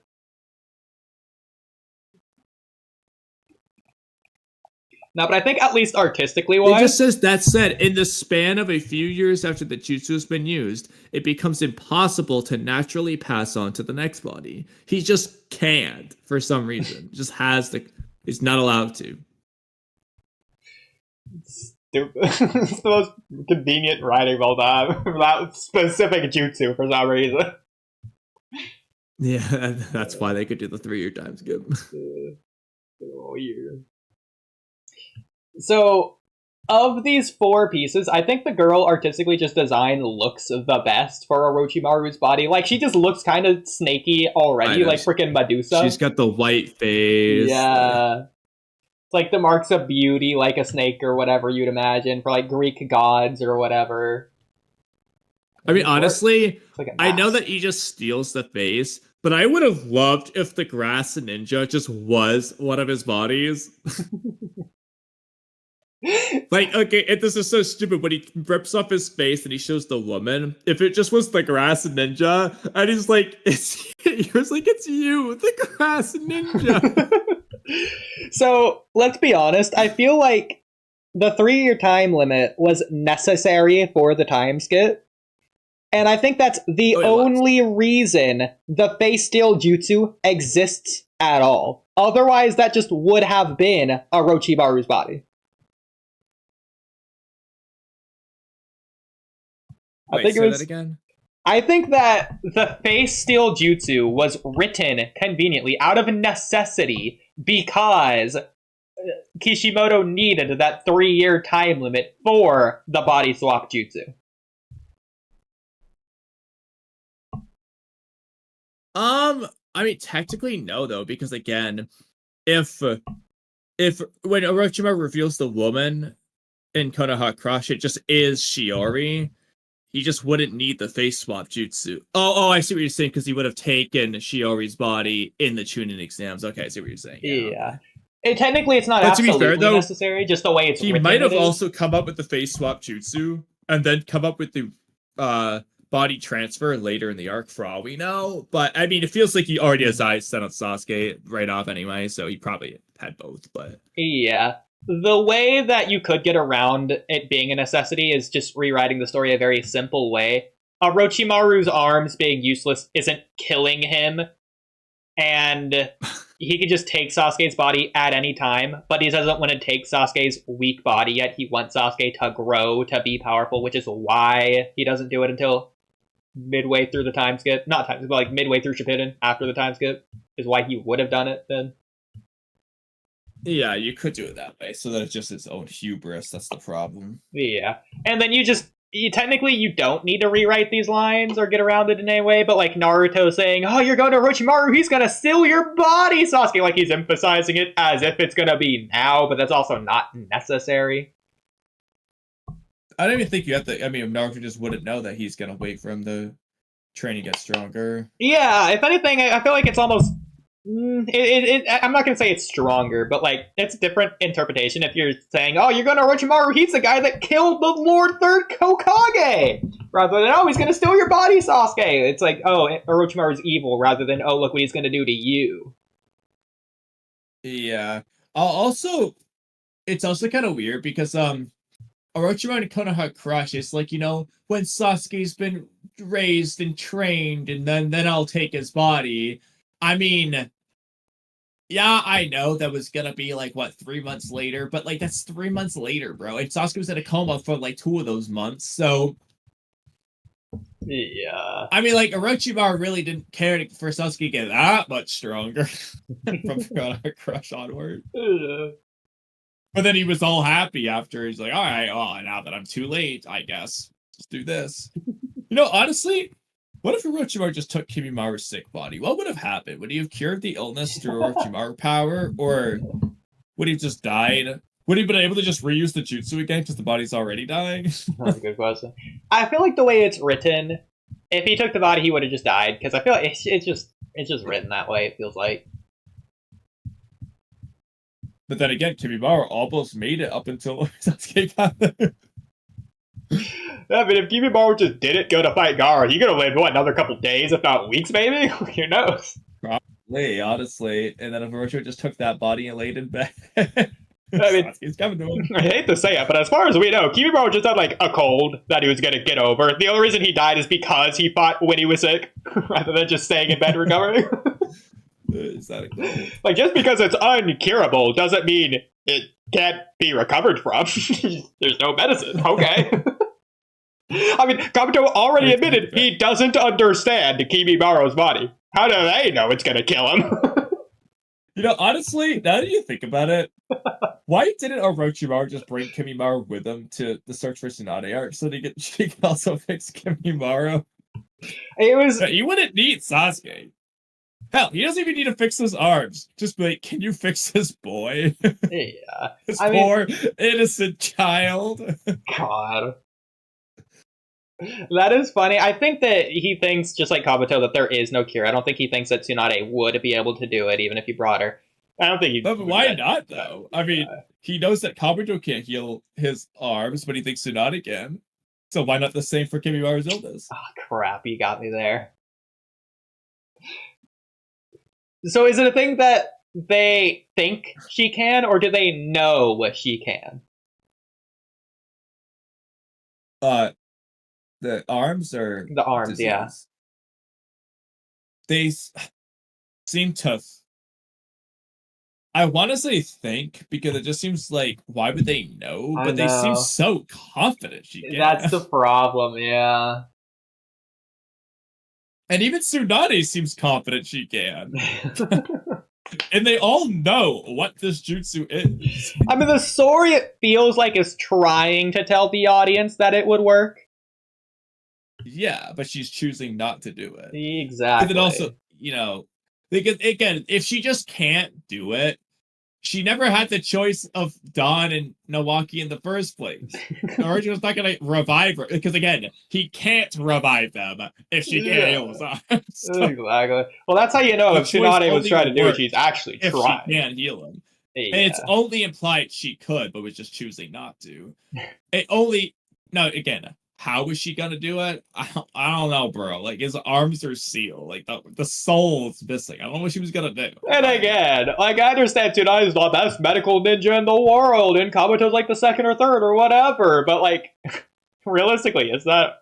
You're like, it is, but, like, Kabuto knows things that Tsunade doesn't. Tsunade then goes on to learn from Kabuto after the search is That's the thing, though. Like, I know Tsunade's the best medical ninja, whatever, but Kabuto's barely behind her, bro. Like, he is so close. Like you just mentioned, Lee's surgery is a success because she learned from Kabuto explaining what he does.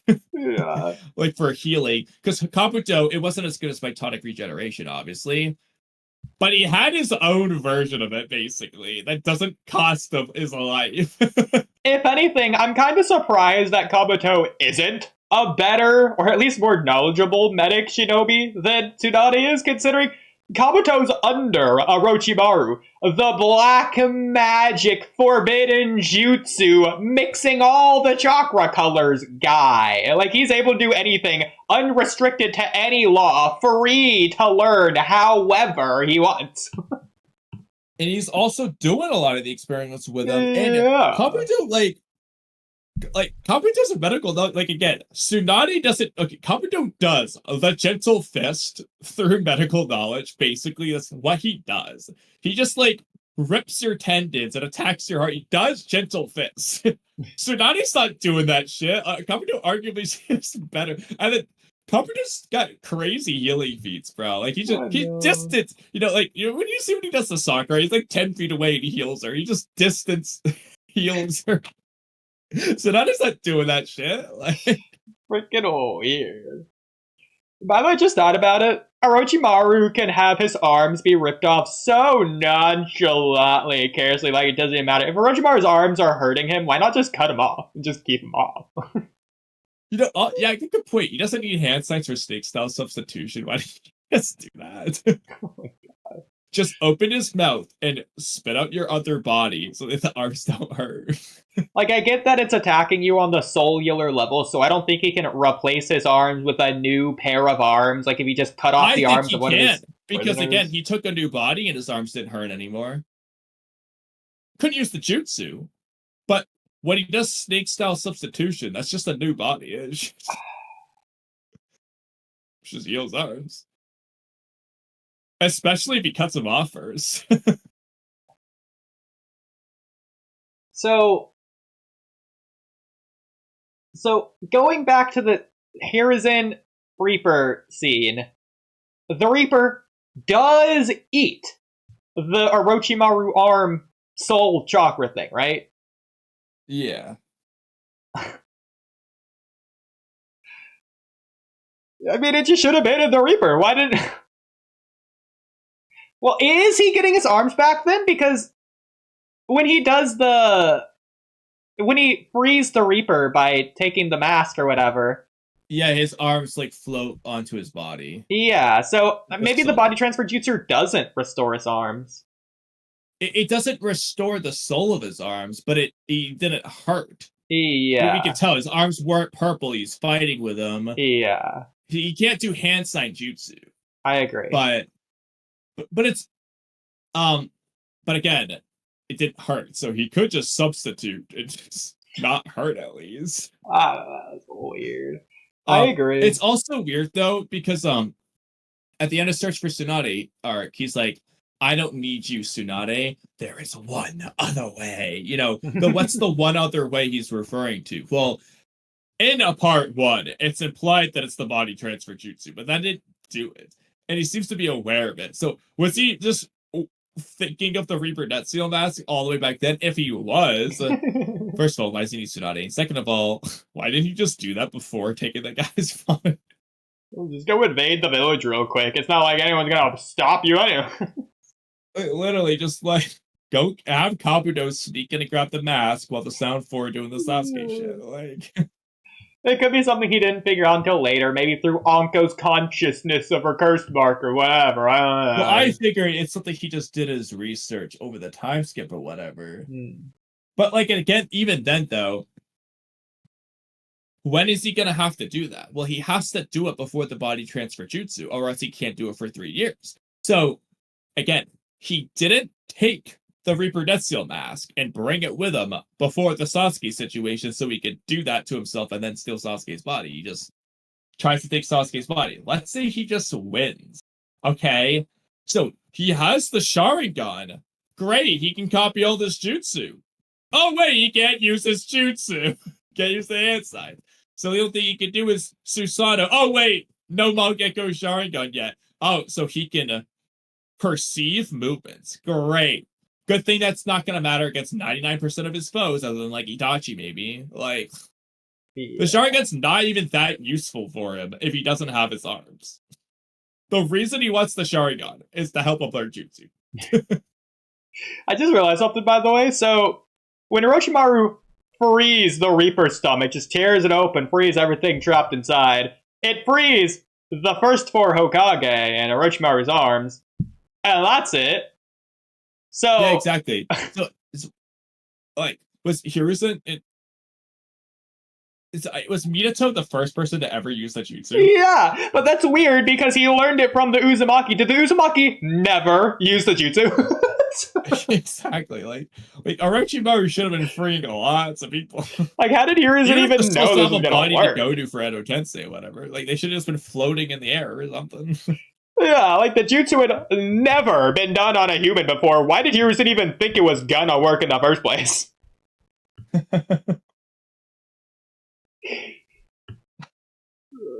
Weird.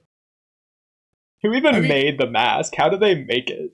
How does it connect? The Uzumaki clan made it, but yeah, but well, actually, that could be the solution to the theory. Because again, this was a known thing. What if the jutsu was used before, but someone sacrificed their life to release the Reaper's souls for whatever reason? Like it's just been emptied before. But then, did somebody come up with the jutsu, or did somebody find the mask and then came up with the jutsu somehow? Whether they knew it, maybe the hand signs were written on the mask. The mask. So he just put on the mask and got possessed by the Reaper. Yeah, that would be possible. I don't know, the freaking Kurenai filler arc, the painting get jutsu, but I feel like somebody, like whoever created the jutsu, infuse that mask with like a reverse jutsu version of it. Like they just infuse the mask with it. But I mean, we're just dumb though. Why not just have the hand signs, like the Edo Tensei hand signs, to just undo it? Like, why do you need the mask? Just do the hand signs. I feel like of all the filler arcs, especially part 1 Naruto could have done, that would have been one to do it on. A filler arc on the Reaper Death Seal. Like, it's such wasted potential they didn't do it, especially considering they have that ghost arc anyways, and it's a full-on arc. At least incorporate the Reaper Death Seal there. Might as well. I mean, that would be really cool, especially if I know this wouldn't be true, but if the manga theoretically had gone like way ahead, they like finished the story first, they could try to like tie it into like Orochimaru, so that's how he figures out this or something. Yeah, and I haven't watched all those filler arcs in quite a while, but from memory, that Ghost arc, whereas I liked it, I would put it like comparatively on like the lower half, if not like the lower rungs. Yeah, So I'd agree. Like, at least that gives We're you going to something. do the ranking of the filler arcs eventually. I know, and the Star Village arc, that's going up there for sure. Freaking Natsuhiko. I don't know what my favorite one's gonna be. Like, I liked them all. Like, I know. There's no Rasengan chakra. The one where they're on the seas with Naruto and Ino and everyone else, and Naruto uses Ninetales chakra against that guy. That's a cool arc. honestly, like, Nenma arc. this is probably an unpopular opinion, Jumps to fly off the shadow. but I enjoy the Naruto Part 1 filler arcs more than a lot of, not all of, obviously, but a decent amount of the Boruto anime-only stuff. Not all of it. For example, the Sumire arc, the Deepa arc, the Mitsuki arc, and so on. There's some really good ones, but I actually just like some of the Part 1 Naruto fillers more than a lot of the Boruto ones. And even in Shippuden, other than some of the earlier ones, there's definitely some I like, but like, I still like a lot of the Part 1 Naruto over a lot of the War arc fillers, even. Like, I liked the Naruto Part 1 fillers. That's gonna be hard to rank those, compare those two. It is gonna be hard, but they're just so fun. I know. Especially in hindsight when you know it's filler. Like, the Asuma arc, you know it's filler, but it feels like it's trying to be an arc. The Naruto Part 1 fillers, you know they're filler, but you know they're filler, and you're gonna be there for the fun filler time. Exactly. They're not pretending like it's anime canon. They're forcing people to. No, you know what you're getting going into it. You might as well be watching a Naruto movie or an OVA. You know exactly. Like, but that doesn't mean I don't want to see how they're gonna deal with old man Geno blowing up the Leaf Village. Exactly, bro. Honestly, with how much we've hyped that, like 2 episodes up, that's probably gonna be like at the top of our list on the filler. I think that one was really good. I'm not gonna lie. Yeah, like, exactly. That's one of the top ones. I know, it's so good. By the way, the longer I stare at this, the more this looks like not tongues, but Katsuyu's small slug thing just going around. Especially like over here too. Just Katsuyu's everywhere. I've just been focused on that vein in Naruto's top left corner and then Naruto's mouth face thing that he's making. Why do these tongues even have veins? Well, I guess tongues in real life have veins, but I was looking at that too.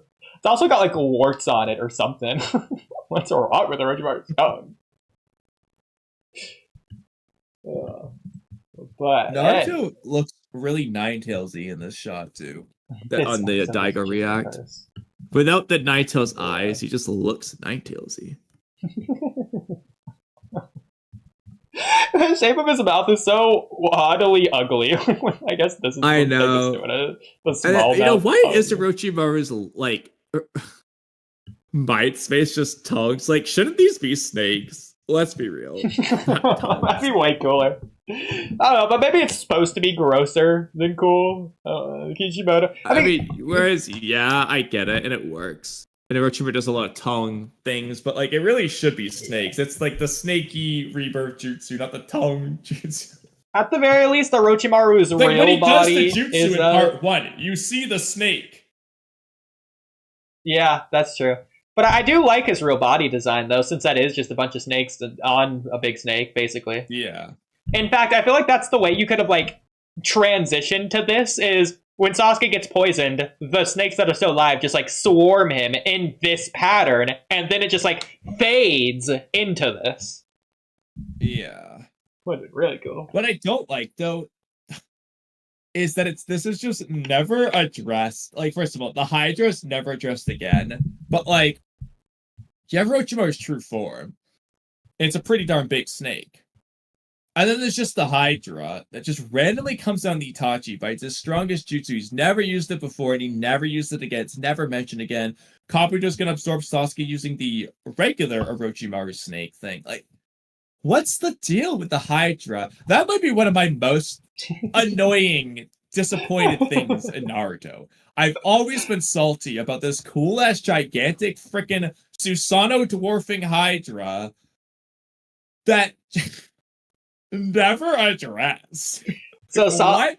Daigo just did the Sasuke Itachi fight. Jutsu. He could have just slithered over old man Hiruzen and killed him. Yeah. In the rewrite, he didn't learn this jutsu with the time skip. He doesn't even have a jutsu. I know, it's from the Great Cave, the freaking Ryuchi Cave or whatever. Which, by the way, I do think that's where or when he learned either Sage Mode-esque whatever for Jugo Curse Mark shenanigans, and or the body transfer jutsu, maybe. Maybe not body transfer jutsu, but maybe it was like some weird ritual he had to do first. I don't know, it's weird. At least it transformed the soul. The Hydra's body. seemingly meant to be a Sage Mode equivalent type thing, but like, yeah, it's just weird. Well, first of all, that should be stronger than Sage Mode, considering what it is. In fact, he also has to give up his body. That's more of a sacrifice than what Frog Sage Mode is. Toad Sage Mode. Yeah, it's. I know, it's so underutilized. The thing should have been pressing Itachi, and obviously Yadamir, Totsuka Blade, Itachi smarts, Orochimaru arrogance. That's why you lose it. That's all fine. But like, you should have been pressing him more. And then he freaking should have, I don't know, used like, okay, you know what? I don't care about Hiruzen using all 5 elements against Garuguri. I don't care. Okay, Karin's changed, so Getsu's water gun. Oh, it was cool. Fuck all that, man. Orochimaru's Hydra's gonna 1v1 the Buddha statue. That's what I'm here for, okay? That's Orochimaru's role in the war. That's why they're gonna freaking keep him out of prison, because he freaking beat Garuguru. You know what? Yeah. Karin and Soigetsu can shoot Garuguru. They can interfere, but he's gonna be freaking beating Garuguru with the Hydra.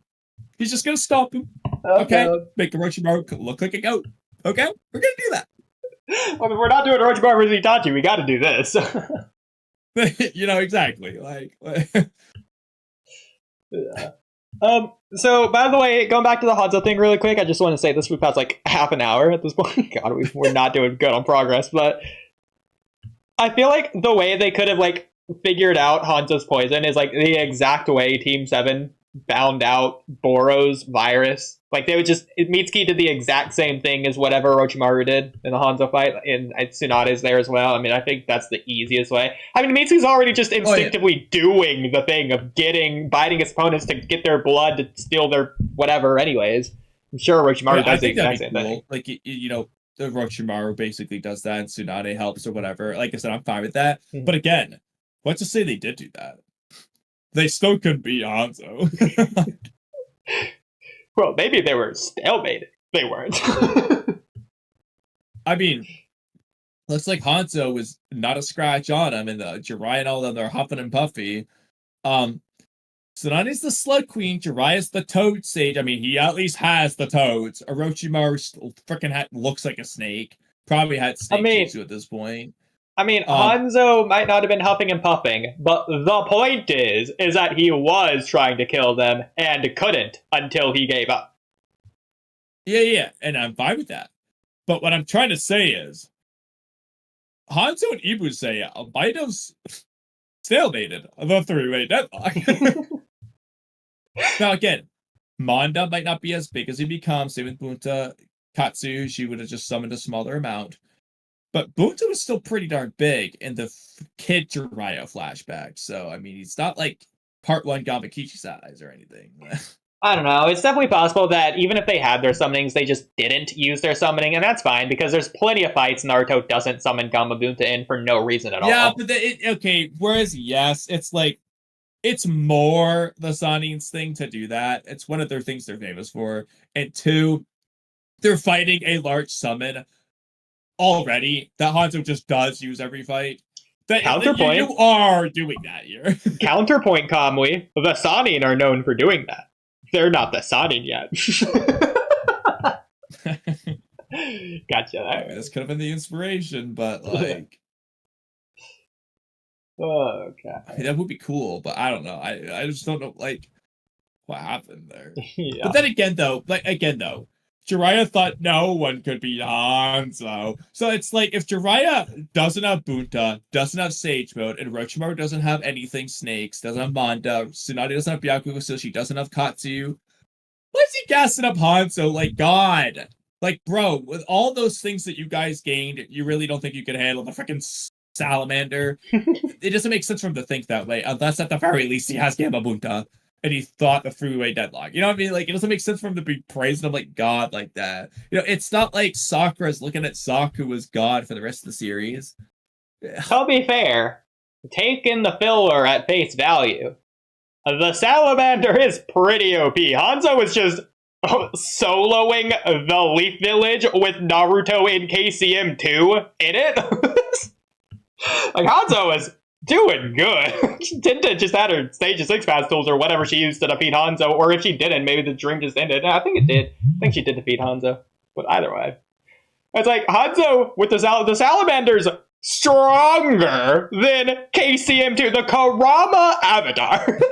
What are you talking about? I mean, that's what I'm saying, bro. Relative. Hanzo was the freaking god of shinobi after Hashirama. Not Hiruzen. It was Hanzo. You know, Jiraiya never thought nobody could be Hiruzen at an old age, which Hanzo would have been. No, it was Hanzo. You know, he didn't think old age would stop Hanzo from being impossible to defeat. I don't know. Stronger than Prime Hiruzen. Okay. It's almost 1 a.m., so we should probably keep going on this episode, huh? Yeah, we haven't even made any progress. Well, we've made minutes worth over the course of this 2-hour stream. Oh, but first shout out, Beryl Sivel Pecret for subscribing. See, someone appreciates it. Yeah, see, Beryl Sivel Pecret appreciates it. Why don't you guys? Yeah, why aren't you guys leaving super chats and subscribing? This is what you came here for. Derailment after derailment. And speaking of what they came here for, the Dygo rewrite! The nine tails in me, I wouldn't be needing Pervy Sage's constant protection. Kurotsuchi is completely taken aback. Naruto, are you a Jinchuriki? Naruto looks at Kurotsuchi defiant. Yeah, are we no longer friends because of that? Kurotsuchi gives Naruto a Okay, it was a crazy reaction from Naruto. So, I thought Kurotsuchi already knew that. Naruto's pissed. Jeez. He didn't even say anything bad about it, just a genuine question. It was like open-ended and everything. Naruto would not say that. There was no bias or anything. Not even a tone of voice. It's like... Okay. Yeah, are we not friends now? Like, I've never seen Naruto so salty. So... I think that... Was there not a moment where Kurotsuchi saw Naruto in his Nine-Tails form in the Crystal Village? I guess not. Yeah, I'm trying to look at the thing right now. It doesn't look like it's anywhere. If she just knows that Minato's his dad, I don't see why she doesn't know that he's a Nine-Tails Jinchuriki. True. I do know one and not the other in this rewrite. I don't see how she wouldn't know. Yeah. I don't know, just a little weird. Especially to me, when Kiba's freaking like fine. calling him out for being the Nine-Tails Jinchuriki and Yeah. Okay. Interesting stuff. friendly punch to his shoulder. Idiot! Of course we are, I was just surprised. I once had a friend that was a Jinchuriki as well. My granddad never liked that we were friends. Okay. Wow, really? People usually don't like me because I'm a Jinchuriki. So I know you're a cool your one, Han? Kurotsuchi. She smiles at Naruto. I feel like that takes away from learning information like that too early. The world is supposed to hate Jinchuriki until later on. Even if we find out later on that some people maybe were cool with Jinchuriki at some point in time, everyone hated every Jinchuriki for all of time until like mid-Shippuden. Yeah, until Killer B, basically. Yeah. You have a point because granted, Daigo's rewrite has changed certain story True. things in his narrative. So it's entirely possible he's focusing less on certain aspects. So in this case, it's about specifically the Nine Tails in the Leaf Village and not really like Jinchuriki as a whole as much. It's entirely possible because again, like in this case, he could just be not like intending for Naruto to get the acceptance of Kurotsuchi because Kurotsuchi just likes Jinchuriki. Seems like in general the villages don't, but like this, it seems like there's probably more. So you could argue it's not really a big deal because it's the Leaf Village that really matters in this regard. But then you can also argue that now it feels that much easier if Naruto is just winning. She just doesn't care. Like you could argue that it makes Naruto's goals seem a lot more easy in comparison, which could cheapen it. I could see arguments for both, but we don't know everything he wants to. He's definitely putting a lot of focus on Naruto hating Minato in this case. So there's other things too. Yeah, and to be fair, there always have been people that didn't hate every Jinchuriki of all time. From episode 1, Exactly. Haruka, the ramen guy. So there's already right there. And like Shikamaru's dad in all the flashbacks we see, bro never hated Naruto. Like bro was Exactly. just cool. Yeah. It depends when you think Kakashi found out about Naruto being the Nine-Tailed Jinchuriki, because his reaction to the Land of Waves was really weird in that regard, but he probably already knew from No, he Minato's didn't death. know. He was just like surprised that the seal was being undone. Yeah, okay. That's fair. Like Okay. he knew from the get-go. Yeah, so he knew. When Sakura finds out, she loves Naruto still. Neji technically found out in a weird kind of roundabout way. Neji was just scared, like what is going on? He just bro didn't know about Jinchuriki or Biju. Yeah, He just I doesn't know. Like, Yeah. does he not know what the Ninetales is, by the way? I feel like Kakashi, of all people, I'm not going to say he had more reason to hate Naruto than anyone else, but like everyone else, we just know that they probably had someone they know die off screen that we don't know. But Kakashi, we know him, and we know who he lost, Minato, and we know who Minato is. Kakashi, of all people in the narrative of Naruto, had more reason to hate Naruto than anyone else. Other than Iruka's the only other one, his parents. Like, but again, we never met Iruka's parents, so that doesn't hit as hard to the audience as someone like Kakashi to be would. fair, we never met Minato at that point either. Okay. I'm talking retroactively as a afterwards fan. Well, okay, then we get to meet Iruka's parents for like 30 seconds, at least in the anime. I'm not going to count that in comparison of Minato. Yeah, I agree. But... As a matter of fact, let me prove it. What's Iruka's parents' name? Either of them. Exactly. I don't even know if they were named. Exactly. I think Kurenai's dad was named, maybe? I think he might have been. Yeah, I don't know what it is off the top of my head. Isn't Kurenai's last name like Kohei, or is that the dad's first name? No, it's Yugi. Yugi. Okay, is it Kohei? Let's look it up really quick. Now I'm curious. Yeah, I don't know. Kurenai's dad, Naruto. Is it Kohei? Okay, at least it was named. Shinku. So who's Kohei? Well, there's Kohei who's walking into this girl. Of course. Am I thinking of Horikoshi from the My Hero Academia?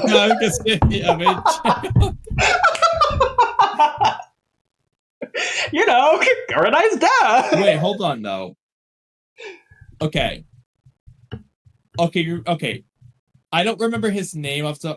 Okay, you're gonna laugh. So the Ghost Naruto filler arc, the Cursed Warrior one. Mm-hmm. One of the guys goes by the name of something similar to Kohei. It's the villain. It's his fake name. When he's being like the, I like to call him the Pope, but like, he looks like the Pope. Oh wait, that might be Mozo. I don't know. Pokey? No, hold on. What's the villain? Does he go by Moso and then his real name? No, it's Hoki. Okay. Who's... Not Saki. Who is Kohei? I thought there was someone like Also, Komei. Kobe. Oh, it's close. That's pretty close, huh? Okay. Okay. Wrong guy, but Hey, I'm surprised you remember that. it's the guy. pretty It's the good. guy with the That's very good. sideburns. That's who Orochimaru took the Yes. body of. Okay. I got you. Maybe that's who. Yeah. You know, Kurenai's dad.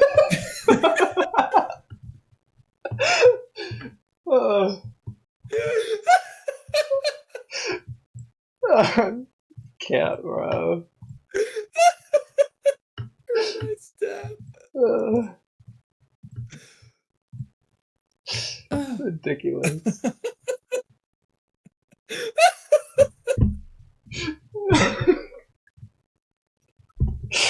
Okay, back to this.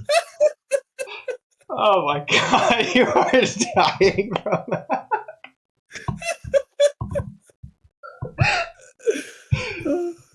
I can't, bro. That's too good. God.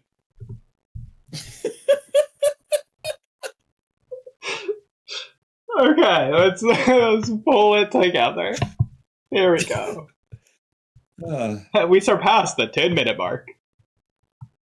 But with a hint of sadness on her expression. I suppose. Is there anything wrong? My friend, the Jinchuriki, he vanished about a year ago while he was on a mission. He was very strong, but his entire squad was wiped out. Are we gonna get a flashback in a flashback? And that's the Akatsuki strikes, and the Akatsuki aren't invading this barrier? Well, what I was wondering is, you know how like Kisame captures the Four Tails in Shippuden? Is he going to capture him now, or alternatively, is this Dygo writing Han's capture that was just never shown? Yeah. Was the Five Tails a Stone Ninja as well? I think it was. Yeah. Friend? Yeah, but Five Tails was a Stone Ninja as well. Who captured Han or Roshi? Who captured both? It's never clarified. Never clarified. Right. Okay. So Dygo has the rare opportunity to do whatever he wants here. There's technically an answer that to lean towards too that you know because you've memorized all that stuff. He could lean into that direction, but based on that, they could write it to where, and I think he is going to write it this way. Dygo could write it to where whoever captured Han, which could be any of the Akatsuki, is who is going to confront Naruto and Kurotsuchi here. Yeah. It would be cool if it cool. was Orochimaru, but when he was still in the Akatsuki, especially considering Orochimaru took Sasuke from Naruto. True. The problem is, we already know we think it's Itachi and Kisame, and again, it can be Kisame. But if Kisame's capturing all the freaking features, I mean, now this opens it back up, though. So when do we think that Kurotsuchi, this for about a year ago? Do you think this was before or after the Crystal Village arc? After. Interesting. Well, actually, because obviously the Jinchuriki wasn't in the Crystal Village arc. Not that it had to be, but in fact, it wouldn't really make as much sense if it was. In Would've been canon, cool, there's probably at least a couple weeks between his Crystal Village arc and tuning exams, and then you have Search for Tsunade's like a month, and then Yeah, but again, this is in Sasuke the Trigger- middle of the time skip. We don't know exactly when. Yeah. In fact, they Yeah, might have it's said about earlier, like when during the beginning, Kurotsuchi's like, "Oh yeah, like a year ago when I met Naruto or something." But Maybe. does Daigo say it in the It's Bible? been a while, but yeah, that's a tough one. But assuming it is Itachi and Kisame who come, though, he might just write the Four Tails capture early because I think it is an easy one. It's just already there, and then he would just do the Kisame fight here. He just would have already captured him, but he could just have him capture both Han and Roshi. To be fair, it's What I think would be really really cool. Stone Ninja, which is weird though. Why are we sending Kisame after the Stone Ninja? I don't know, but Yeah. This sort of, in a way, takes away from the Naruto Gaara fight as the first Jinchuriki versus Jinchuriki thing, since that was Naruto's whole thing with Gaara anyways, like immediately into the tuning exams even. But it would have been really cool to have the very second arc of Naruto, which in this case it still is, either way. But the second arc of Naruto, in this case the Crystal Village arc, could have been Jinchuriki versus Jinchuriki, Naruto in his Nine-Tails form, since he enters the Nine-Tails form anyways in the Crystal Village arc, have him fight the Jinchuriki, whatever friend that Kurotsuchi had. Han, Orochi, whatever. That would be interesting, but yeah, it would take away from Gaara, and Gaara was so peak that might not want to take anything away from him if we can help it. That's fair. But I'll add that it'd be really cool here because we would also know this character. The Akatsuki took them away, Yeah. which is You could do really a thing cool. to where, that leads into his understanding of Gaara because he already has experience with this. It could be a thing to where he just didn't know the guy was a Jinchuriki. He just had no idea. Yeah. Well, as reference, There's a few things. imagine just like before the Kazekage rescue arc, Kishimoto wrote in a canon arc to where Inari comes back and tells Naruto the bridge builder was captured by the Akatsuki. That's cool. Or even the other way around probably makes a little bit more sense to where Inari was capturing the bridge builder says it to Naruto, but either way. Yeah, Well, either way Inari is the bridge builder. Yeah, in fact, I think I prefer to where they capture the bridge builder and then Inari has to go help Naruto to recapture him. Okay, but if that's the case, should it be Kisame to make it as similar to Zabuza as possible? That's funny. In that case, I want Kisame to have Zabuza's sword. In addition to Samehada, he has both. Yeah. That could be cool. He's just dual wielding it. That would be freaking cool, actually. Kisame's strong enough to do it, so. That's hilarious. You could also write into where maybe he just gets Samehada later on. So even in part 1, he just had Zabuza's sword. In fact, that's arguably cooler. So that He just took it. yeah, maybe like a consequence of this arc is he gets Samehada instead of Zabuza's sword. That would be cool, although the takeaway from him being the 7 ninja swordsman if he doesn't have a sword, but Hey, I mean, the second coming of ignore Zabuza. that, They could just yeah. write that in. There you go. It kind of makes more sense with him than it does for Suigetsu anyways.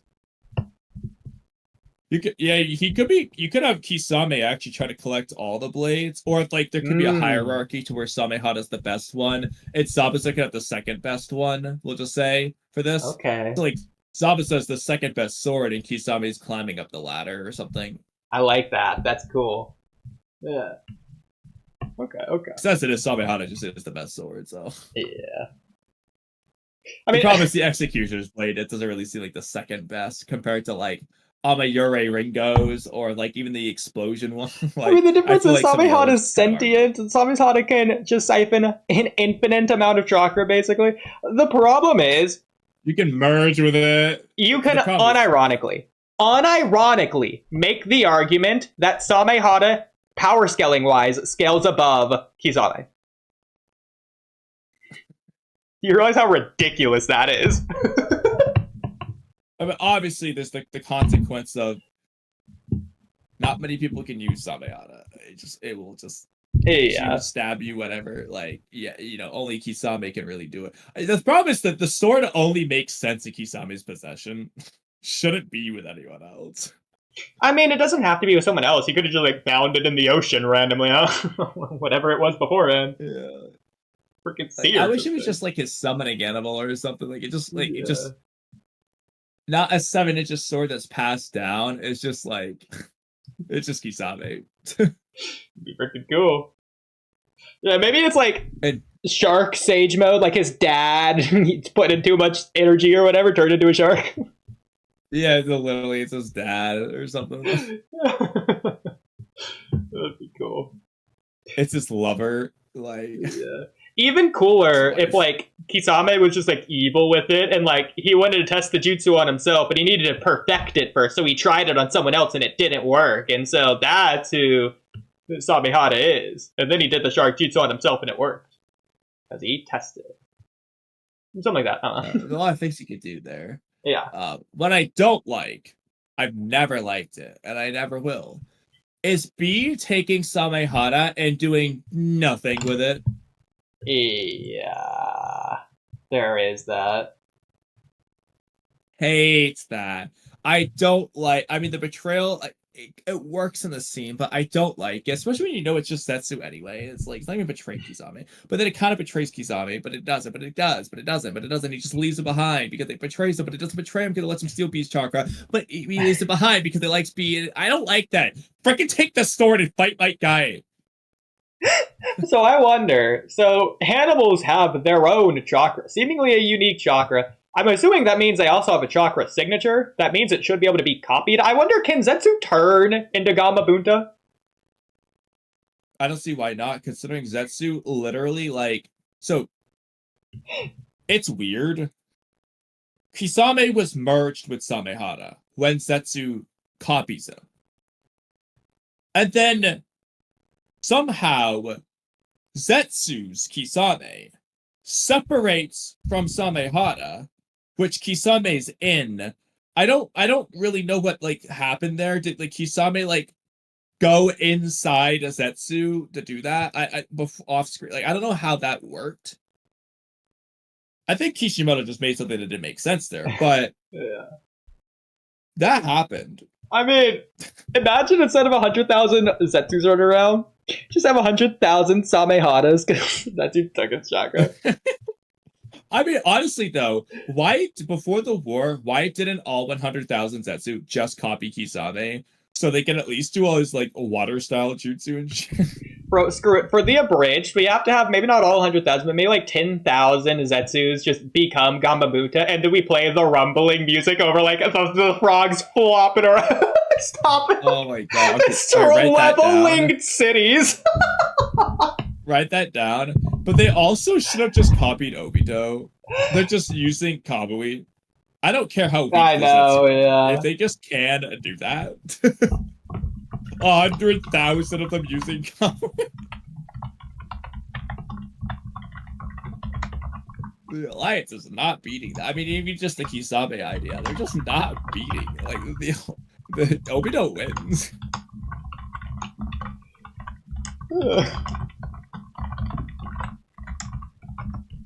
Especially if they're just pulling out a new Samehara out of them. Like, yeah. For obvious reasons, you can write around the Samehara one that Samehara didn't like it or whatever, so it destroys the Zetsus if they try or whatever. That's easy, since maybe Samehara doesn't like the taste of plant, and maybe he's not a vegetarian or whatever. For Obito, you could argue that in order to copy the chakra signature, they need to steal or siphon some of the chakra, in which case Obito maybe didn't want to do that right before the war. Well, especially for all 100,000, like maybe that would take a year to do. yeah, okay. But Kisame's got the chakra reserves to afford it. Yes. But yeah, that would actually make sense. Yeah. Okay. I'll go back to the episode.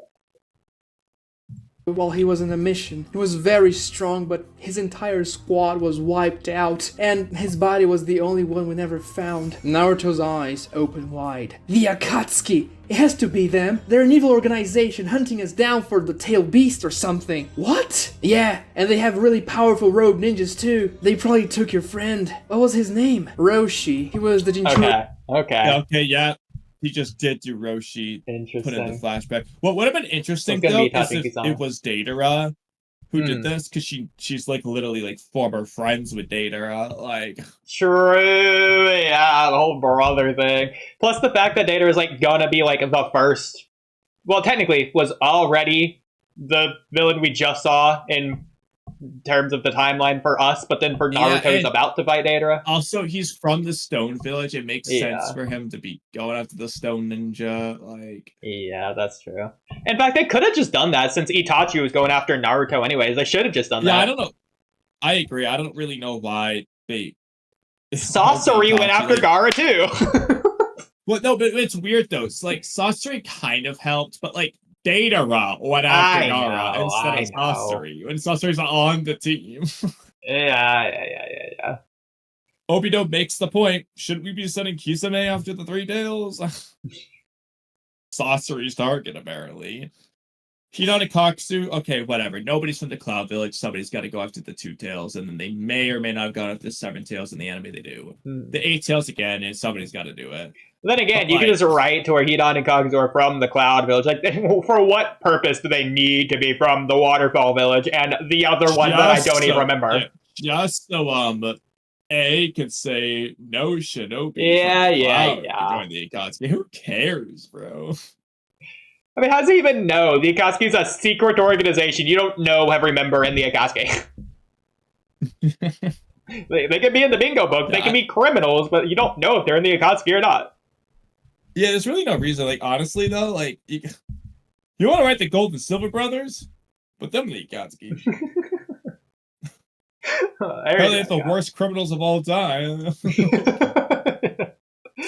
yeah, I don't think Raikage can like get away from this peachy clean since he's the one that tried to kidnap Hinata. I know, yeah, exactly. It's like, bro, you just kidnap baby Hinata. Shut up. But yeah, so this basically submits it. So we agree that it is 100% going to be Kisame and Itachi that they come across here. Yeah, it's just gonna be like the thing with Kisame that we saw is just a flashback instead. Yeah. Here of the Four Tails, he taught me magma style. I'm sorry. Kurotsuchi looks extremely worried. Will you be okay, Naruto? I mean, if they got Roshi, don't you worry. Well, they also that's a little bit weird. So Roshi taught Kurotsuchi the Kekkei Genkai. Well, to be fair, Mu taught Onoki particle style, a Kekkei Toda. So, well, yeah, it's a Kekkei Toda, not a Kekkei Genkai. But she had the Kekkei Genkai, and he just taught her the juice because they both had it basically. Yeah, that one I'm way more okay with. Yeah, because otherwise it doesn't count. Because again, Sasuke has all 5 chakra natures, but he can only make the semi-ice style because he can't combine the 2 chakra natures, which is the point of the Kekkei Genkai. It's just like a thing to where she just so happened to have it, and then he did too, and he just taught her some jutsu. Like, sure, yeah. I'm a lot more okay with that. Okay. I want Daigo, I keep saying them, which is hilarious. I'm treating Daigo like an animation studio or something that made Naruto. Yeah, Daigo and his editor. Yeah. So I want Daigo to call back to and make it a big focus of the line, because it's just a one-off line. But I love the line so much. Where, and I do a lot with this in my video scripts, but the line where after Itachi leaves, Itachi and Kisame, they leave Naruto and Jiraiya because Jiraiya showed up, and Naruto starts like going after him. Jiraiya's like, "Stop! Where you going?" Naruto's like, "I'm gonna go confront the Akatsuki head on," or whatever he says. He looks all fierce or whatever. Like, if the Akatsuki want me, well, I'll go waltz right up to him and see what they want, or whatever he says. It's freaking cool. Yeah. So I want them to play with that. But yeah. Especially since Naruto's figuring out about the Akatsuki way earlier on here. Yeah, I mean, I wouldn't be surprised if he just gets like, oh, screw it, I'm gonna go beat him up now. Like, yeah. But I don't want it to be like in the lighthearted Naruto attitude. I want it to be that same fierceness that Naruto had then. I wouldn't be surprised if we get there. In my video scripts, the line that I compare this to is when Naruto is in Boruto. He's telling Delta that he's going to go confront the leader of the car. Yeah. It's freaking cool. I knew you were going to go with that as soon as you said Boruto. Yeah. So, there you go. That was a cool line. Yeah. Until I become the Hokage, believe it! Kurotsuchi smiles and says, "You saved my life once, Naruto. I'll make sure that my magma style protects you as long as we're together. It's the least I can do." Naruto has a flash of realization. Hey, Kurotsuchi, you know, like, I know he's not gonna do this, but with all these Kurotsuchi Naruto scenes, at this point, I almost just, like, want them to get together. I'm thinking that as well. Like, you're not anyway. So, what if he just is gonna do Naruto and Kurotsuchi? Yeah, I mean, for Daigo, who hates Boruto in the end of Naruto so much, I'm surprised he even is going with Naruto and Hinata together in the first place. At least that's what it seems like. Might as well just Naruto Kurotsuchi.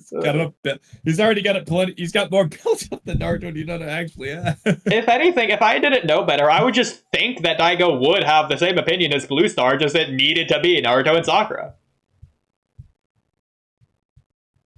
Yeah, but I mean, we already know he's definitely building up those two, Sasuke, Sakura. Yeah. So, but again, I'm surprised Daigo has that opinion. Yeah. On this, I wonder if he's gonna have Kurotsuchi like Naruto or not, though. That's funny. He might have Naruto have a whole harem. Naruto, like every girl likes Naruto in the end or something. Yeah.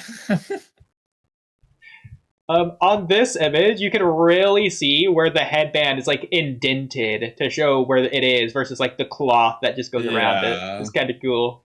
I like that.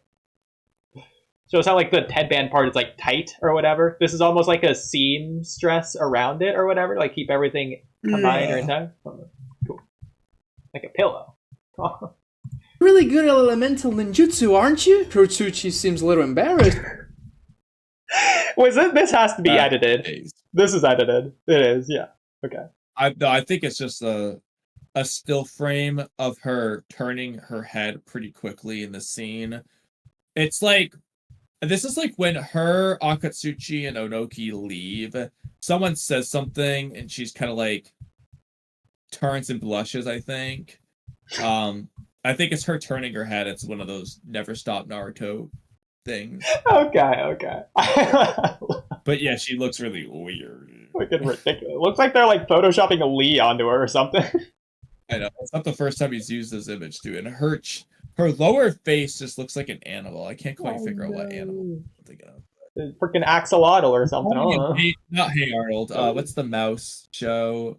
Arthur. It's just making me think of Arthur. Or the bottom half of it. That's not where I thought you were going. I thought you were going like a Pokemon. Well, yes, but I can't think of what Pokemon. It kind of looks like a bird. I don't know. Freaking pterodactyl. Something's wrong. Something's wrong. That's confirmed. I suppose I am. How do you do it? Oh, yeah, I'm okay. trying to It learn wasn't wind edited. style, but I can't really get my chakra to convert into the nature transformation. Well, I don't know wind style, but the technique I used to turn my chakra into fire and earth styles was the same. Tell me, what is it? I just think about the taste of hot tea and how good I feel when I drink it. Okay, so that's on Daigo's explanation there. That's actually kind of creative. I do think that's cool, as ridiculous as it is. It kind of reminds me of like Minato's Ice Pop Whirlwind stupid Rasengan name. Yeah, I was gonna say, it's just like one of those things is like, oh, this, I just think of this and it works. Like, It's kind of cool though. I think that like conceptualizing that in my head, me thinking about that, and that being the combination of earth and fire is kind of cool to make the jutsu. I'm wondering if Naruto's just gonna think of like a fan blowing. Nice, it feels to cool off. Can I just say, I actually do really like the setup they're doing in this arc. Kurotsuchi has magma style from Orochi, who was captured by the Akatsuki, who they're about to go face, and Kurotsuchi's teaching Naruto wind style Kekagen, guys. They're doing so much stuff here. It's kind of cool.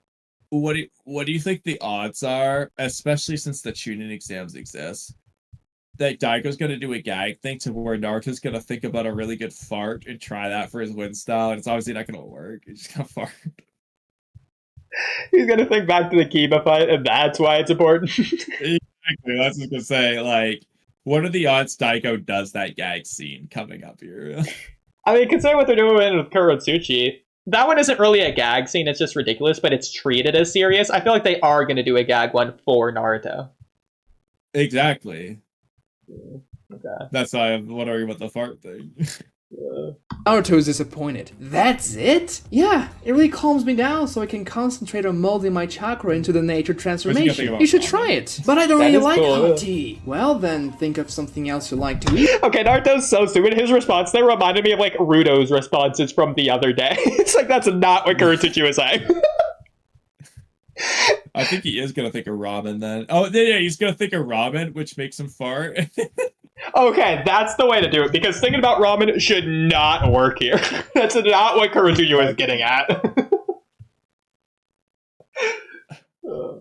Let's see what he does. Eat. Alright, I guess I'll give it a try. At this point, a Naruto shadow clone arrives at the clearing saying, I found them. Kurotsuchi smiles and says, good job, let's go get them. Naruto's clone... I think I'll we have to talked come about... back to it for a gag scene at the end of the arc then. Yeah. I think we talked about it last time, but does Naruto not know the poof thing yet? Correct. Okay. Interesting.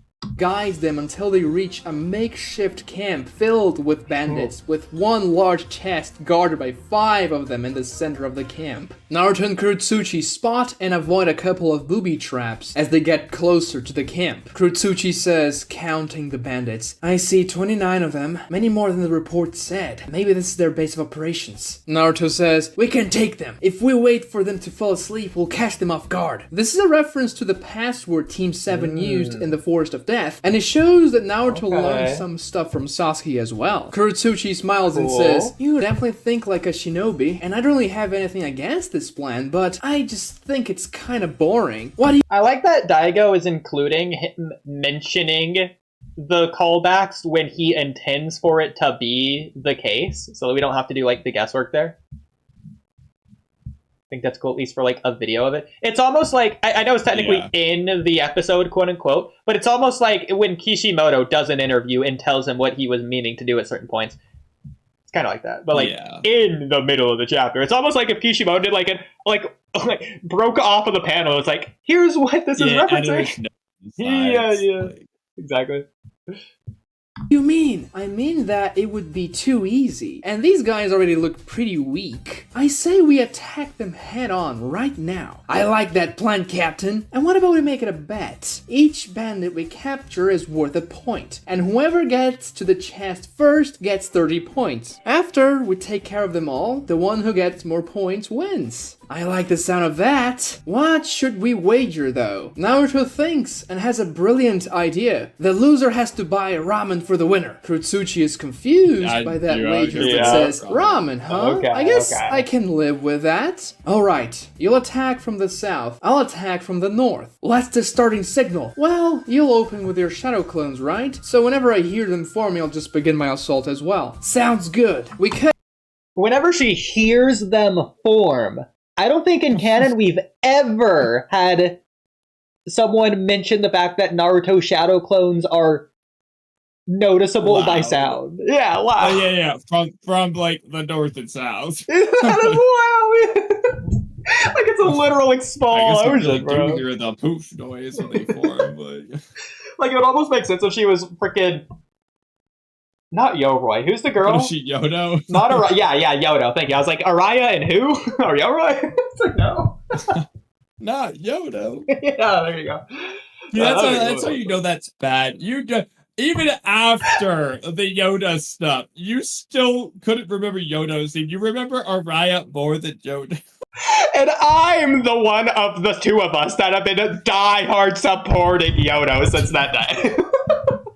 I don't even remember her name. I know it's ass. That's so bad. Oh my god.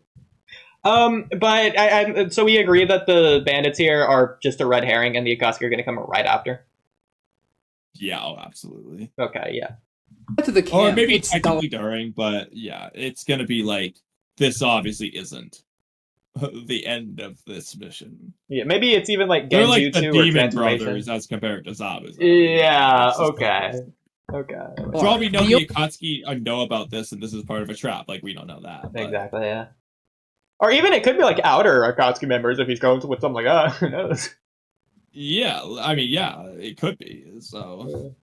Only sources of light are the fireplaces and torches in the bandit camp and the full moon in the sky. Some bandits are talking to each other about their newest score. That old lady didn't see it coming. 10 million Ryo in that chest. I think I can retire. 40 shadow clones erupt out of the trees surrounding the camp. One bandit says, "On your feet, idiots! We're being attacked!" The entire force of bandits grab their katanas, chains, and other weapons to face Naruto's small army of shadow clones. The bandits and the clones clash. Naruto's ninja skills are far superior to the bandits, and the clones start taking them down one by one, capturing one bandit. Okay. Speaking of filler arcs of wasted potential, absolutely this. How do you not turn opening one into some kind of arc, if not just a one-off episode?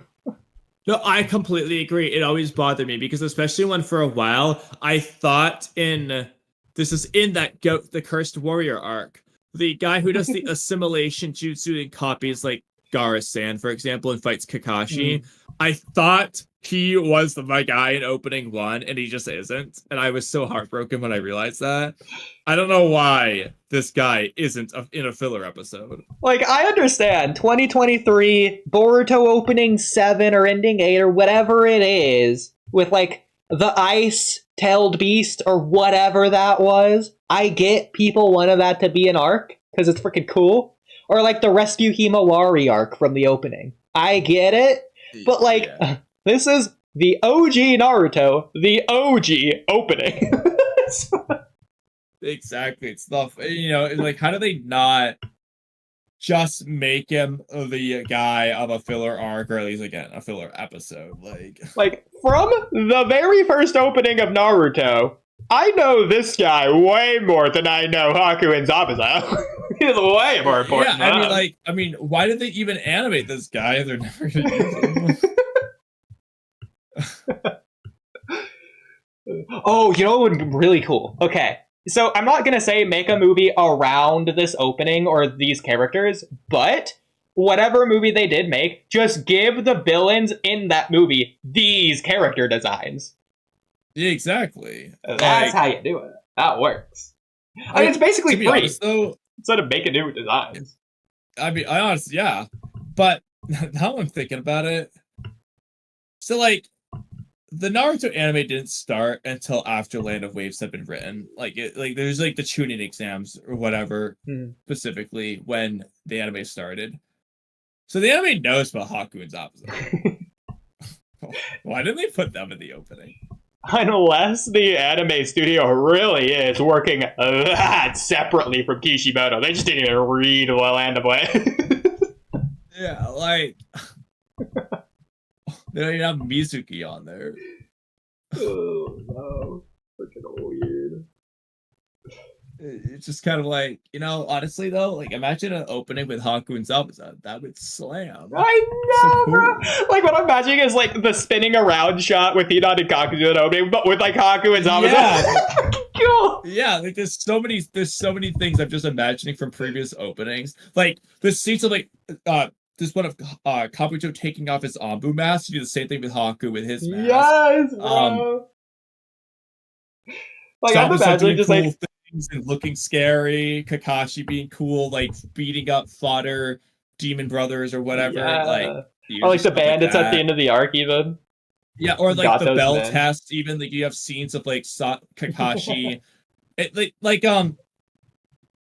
think there's an opening of Boruto where like Boruto and Konohamaru spar or something, but like you just have to think of like Kakashi blocking all of Naruto and Sasuke's punches and stuff, just being cool. Like there's so many things.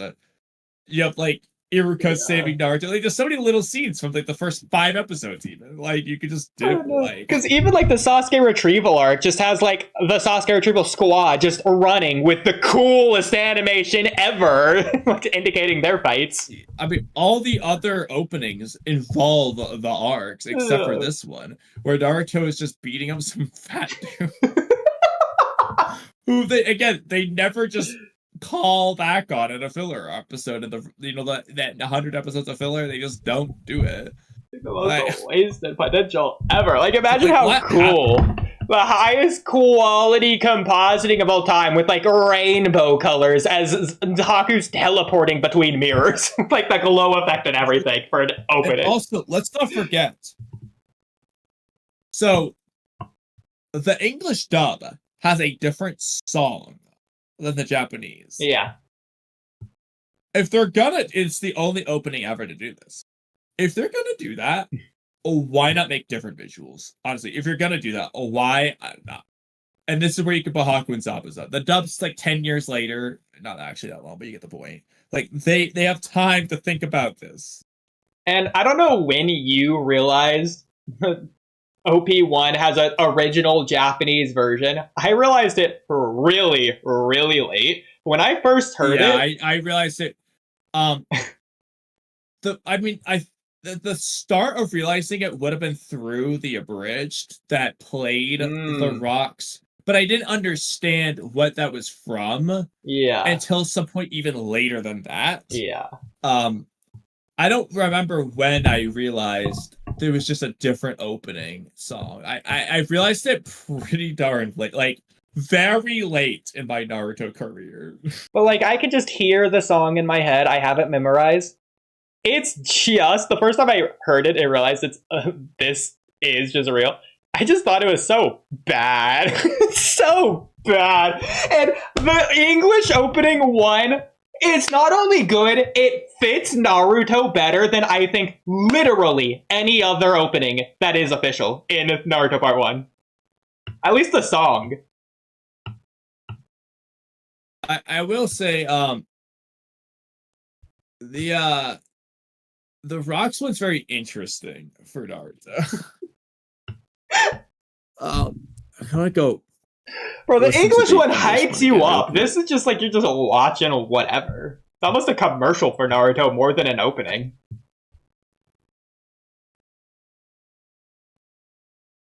Yeah, hold on. Let me just... Yeah, I remember the rise, whatever. So, like, yeah, that one was so good. Yeah, that sounds like the soundtrack they use in the show. They're always doing the whoo thing in the actual show. It's like, why not? It's like, did you do it for the opening to hype you up going into every episode? And that opening fits for like up through Konoha Crush. So yeah, I mean, they even play it at the beginning of the Trinity exams before they switch the song, but they have these second visuals, and they're still doing this opening. Yes, for a little bit of it. Yes, so good. Do your stew. Because the singer's freaking into it too, so I'm into it. I love it, bro. As opposed to this song, he's like, I don't care. I want it rock. I hate it. Rocks, or whatever he's saying. Like, oh my gosh. I mean, like, again, like, the song's fine. Like, I don't have a problem with it, but like, I don't like I it. like the English one. I was so alarmed when I realized it was 2 different ones. I was like, wait, what? It doesn't fit for me. As opposed to freaking rah. But that's all the more reason why this dude right here you know what?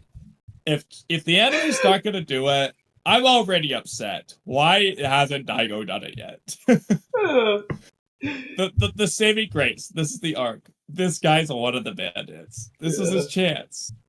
And screw the AI haters out there. In like a year or two, we'll just make this arc ourselves if we have to. We're animating it through AI. Yeah. This is the reference. Yeah. Here's 20 seconds. Yeah, make this like 3 hours, please. Oh, I love it. I mean, it wouldn't be that hard for us to write an arc. I know, yeah. For real. We're making the best freaking arc of all time, too. We're gonna make it the best one. Better than this guy would have ever actually deserved.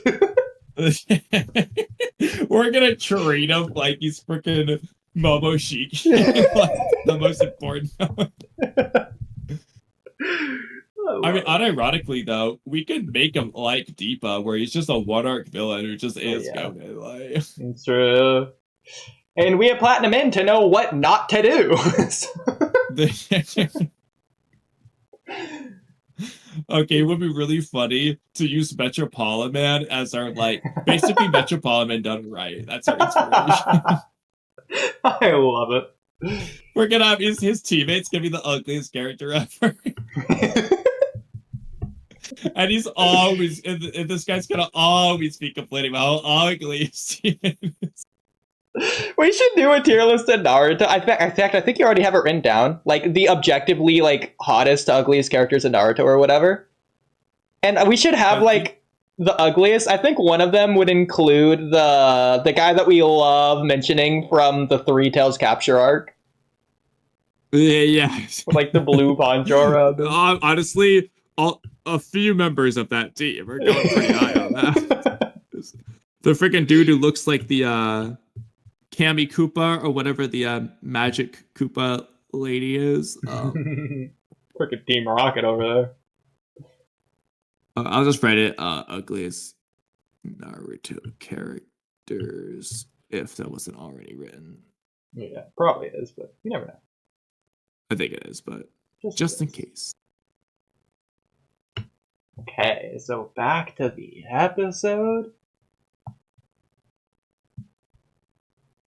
after the other. The only bandits that are not engaged with Naruto are the 5 guarding the chest. We cut to the original Naruto. He is not fighting the bandits, but running towards the chest, thinking, where the hell is Kurotsuchi? The 5 bandits that were guarding the She just didn't hear the shadow clones because she doesn't realize they're not loud. see Naruto come in their direction and shout, he's after the money! Stop him! They then dash. Oh, actually, I wonder, maybe Kurotsuchi, maybe in the north or wherever, that's where the Akatsuki was and she got intercepted. That's a possibility. Oh yeah, they could do that. So he cool. just gets all the bandits and he's like, where's Kurotsuchi as the finder? Yeah, I'm down. Towards the original Naruto, leaving the chest unprotected. Once the guards get midway through their dash, Naruto sees Kurotsuchi coming out of the tree line, running straight towards the chest. Naruto thinks, it could be a transformation jutsu. The Akatsukis are smart. Who knows? well, It's hold actually on. Zetsu's. If she gets the chest, it doesn't matter if I capture every single bandit. She'll get 30 points and I'll get 29. Damn it! She tricked me! Kurotsuchi is looking at Naruto, smiling sheepishly, running towards the chest. ridiculous. Naruto looks at the 5 bandits that are almost about to get to him in a disorganized clutter and says, sorry, but I don't have time to waste on you. Naruto produces a shadow clone and starts forming a Rasengan. He then clashes with the 5 incoming guards, dodging their initial blows and swiping his Rasengan, hitting all 5 of them in one fluid motion. The 5 bandits That reminds me when Sasuke in the very final battle with Naruto does his Chidori and hits like 3 of Naruto's clones. Going into the real Yeah, Naruto. but at least Chidori goes through. Yeah. You know what scene I'm talking about? It was like after the Indra Arrow clash. When they're on the ground. Yeah, he just like swipes it or something. I don't remember specifically. Yeah. I think it's right before. No, I think it's right after Uzumaki Barrage. I'm not sure. No. But either way, like I want to know, did Naruto swing in a circle or did he like go through? Were they all just in single file line when he hit them all? Like how did he hit all 5? It is whatever. So obviously Naruto can't get this. Well, he can. It doesn't matter. It doesn't actually matter. But like, apparently, if there's like 40 million euro or whatever they said was in this chest, oh, it's so much I could retire. Well, we can't have Naruto retiring. Yeah. Jiraiya just takes the money and throws it on freaking prostitutes. He would do that. Or no, even funnier. They technically couldn't do this, but like Naruto could have this arc right before Search for Tsunade. Tsunade takes it, Night 1 gambles it all away. Yeah. Or Wholesome, he just gives it to Teuchi's ramen shop to upgrade it. Oh yeah, maybe that's how it rebuilds after Orochimaru destroys the village. That could be cool. Oh yes, dude. Oh, I'm so down. Yeah. 100%. Naruto just pays to have a rebuild. Yeah. are launched dozens of feet in the opposite direction, completely knocked out. Naruto thinks, I managed to hit them all with a glancing blow. They shouldn't be dead. He looks at Kurotsuchi, who's standing still now, looking at Naruto with an impressed, even proud look on her face. Naruto smiles back but doesn't waste time. He darts towards the chest. Okay, Kurotsuchi was okay, perfect. This face shape reminds me of the Corpse Bride movie we watched. yes. Oh, it's so funny, bro. I so see it. Oh my gosh. Oh, that's crazy. Kind of reminds me of Ed, Ed and Eddie for some reason. You love Ed. Do not bring that up often. Yes, you do. It's your most discussed show at this point. Okay. Was distracted by Naruto's Rasengan display, so she just stands there. She then begins waving hand signs as Naruto gets closer and closer to the chest. One more step, and he wins the bet. One more inch, Earth style, mobile core. Okay, I thought he was gonna do like a reference to Minato and Obito there for a second, or whatever. The ground itself shifts and moves the chest towards Kurotsuchi's direction, leaving Naruto's reach. The earth itself brings the chest to Kurotsuchi, who touches it, looks at Naruto and says, it seems like I win. Ah, you rigged the game! Yep, I made those rules so that I could take advantage of your initial attack. I know you haven't seen a lot of anime. Both of these faces are so anime. Yeah. Naruto's face he looks like Mecha Naruto here. Like, you see this face in, like, every anime. I love it. Oh, that's so funny. And get to the chest unopposed. Also, when is this? Because this looks like there's, like, a mark through the headband here. Yeah, I know. It looks like she's a rogue ninja. Take a screenshot of Rogue Ninja Kurotsuchi. You can even actually keep Naruto in it too, so that Naruto's making that face because she's a rogue ninja. Put in intro pictures. Yeah. And you can let Rogue Ninja Kurotsuchi.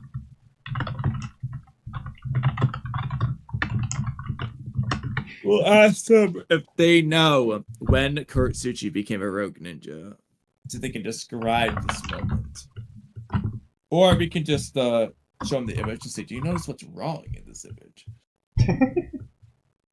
I mean, I could just spoiler both of these. There's lots of ways to approach this. There we go. Oh, we're never going to remember what this is a problem. As long as it's together. Yes. Oh, God. I could take advantage of your initial attack and get to the chest unopposed. Naruto looks embarrassed. I didn't notice that the number of bandits captured was useless for the final result. Naruto's clones finished pinning down the last bandits in the camp. Well, it's kind of funny how I understand it's for the game, but just the idea that they're going after the chest when there's still bandits around. That's almost like counterintuitive to what they should be doing. No, bro, they do not care about these bandits. I mean, it sort of just goes to show, I mean, even in the Land of Waves, bandits were just so much weaker than Naruto, who's like the weakest shinobi ever. I mean, yeah, the bandits aren't strong. I don't know, it's just all weird. Naruto's just fodderizing 2v1 the bandits. Should he really be that strong? Oh. And those were the two strongest ones. Yeah, it's weird. Whatever. I set the rules and you accepted them. Your eagerness was your folly, Naruto. You owe me a round of ramen now. Naruto smiles. Yeah, hopefully I'll make some money when I come back to the village. Kurotsuchi seems happy. You definitely will. I mean, you just took down 29 opponents by yourself. You'll definitely succeed on your missions. Naruto looks at the captured bandits. Yeah, but those guys were kind of pushovers, you know? How did they even steal that money anyway? Kurotsuchi opens the chest, checking for its content. She says, yep, that's definitely the money. Well, those guys were scammers. They didn't actually fight over the money. They just tricked that noble. Well, the mission is settled, and it is a success. I'll have a talk with my granddad to see if he can compensate you as well. After all, I wouldn't have caught them if it wasn't for you. Okay. Wow, that would be good. Yeah, and then... Nah, that's cat, bro. Kurotsuchi could have soloed them easy. Oh, absolutely, yeah. It's also kind of... Well, I guess she meant that she went to found them. She probably would have found them eventually. Yeah, I also feel like this is like a matter of foreign affairs. Like, that's like stolen money. I feel like to an extent when she reports it, it's almost like the law to return it or something. Like, she said it was from a noble. Like, I feel like it's something feudal, something system lord or territory or province. I don't know. It feels like it would be something like that. I don't know. That I don't know, but I'm looking at Kurotsuchi's headband now. So... No, I know. It's just this line, but still. Yeah. That is what it was before, but... I did know that, but I thought it was funny. Yeah. Either way, we're gonna troll people with it. Yes, absolutely. Jutsu you used, it was really impressive. It's called Rasengan. My dad created it. Naruto catches himself. A loser created it. Kurotsuchi laughs. She starts creating stone manacles with her earth style to bind all criminals. If you could put a clone to watch over each prisoner, that would be most helpful, Naruto. Got it, Captain. Each bandit is manacled and watched over by one Naruto shadow clone. He himself can just fodderize them all with one clone. I mean, that's true, but it's still cool, but I agree. The prisoners are all rounded up in the center of the clearing where the one Naruto... Bro, this guy just looks like a farmer. Who put this Chad in Gato's organization? Freaking overall jeans bro out here. Like, what? Shadow the guy clone. behind it with the mushroom hat too, like he's like Like the Toad, weird but like visor. in the Rain Village with the mask. Yeah, like what happened to his eyes? Like he's Obero's brother or something. I don't know.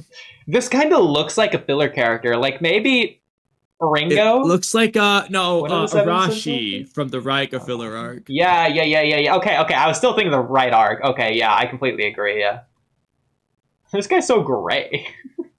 I don't, he's not feeling well. And the guy way in the back has like the scar that like Zuko or whatever his name is from Avatar has, as well as Toto, kind of. Yeah. It's kind of funny. I know that this is just this dude's hair, but imagine like this is just this dude's hairstyle. It's just like weirdly connected here. It goes around. But that makes sense. This guy's obviously the weirdest looking. Like his hair with his head shape. Oh my god. The guy with the sword to the right of him. I'm trying to figure out what he reminds me of. Like I know what he looks like. He looks like Muzan from Demon Slayer. Okay. Yeah. So the most normal looking one's the front guy for sure. Yeah. Just change the hat a little, but yeah, it's like the same thing. Yeah, pretty much. Yeah, that's the Jigen pose. Yeah. I love the Jigen pose. Yeah, get the hat. Kind of looks like him in the face. A little bit. Chubby. Prisoners are all rounded up in the center of the clearing where the camp is located, where they can all be watched by Naruto's clones. The original asks Kurotsuchi, "So what now?" Kurotsuchi grabs the scroll, opens it, bites her finger, drawing blood, and then swipes it over the scroll, weaving hand signs. Yeah, I mean, the top 1000 got Kurotsuchi's name right like 15% of the time. It's not been doing good. Like every time it's wrong in a unique way too. I know. Like... and saying, "Summoning Jutsu." A cute red messenger bird appears. Kurotsuchi begins writing on another scroll. She says, "I'll send word to my companions. They'll come here so our squad can more effectively escort the bandits and the money back to the land of Earth. We'll just have to wait for now." She attaches her message to the bird and sends it on its way. Naruto says, "Sounds good. So, what about another game? This time I won't let you trick." Kurotsuchi tackles Naruto, hugging him and dropping him down to the ground with force. Naruto doesn't understand what's happening at all, but then he sees it. A water missile passing just above him, nicking Kurotsuchi's back, who's over Naruto hugging him. The water missile draws blood from her back and shoots by them, impacting right where the prisoners and the shadow clones were clustered. The water missile explodes, instantly killing every single prisoner and dispelling every single shadow clone. The water missile erupts into crimson rain, covering the entire bandit camp. The bodies of the bandits. So, Kamui, do you think... Yeah, they random Attack on Titan. I know, it's funny. Do you think the Akatsuki are striking?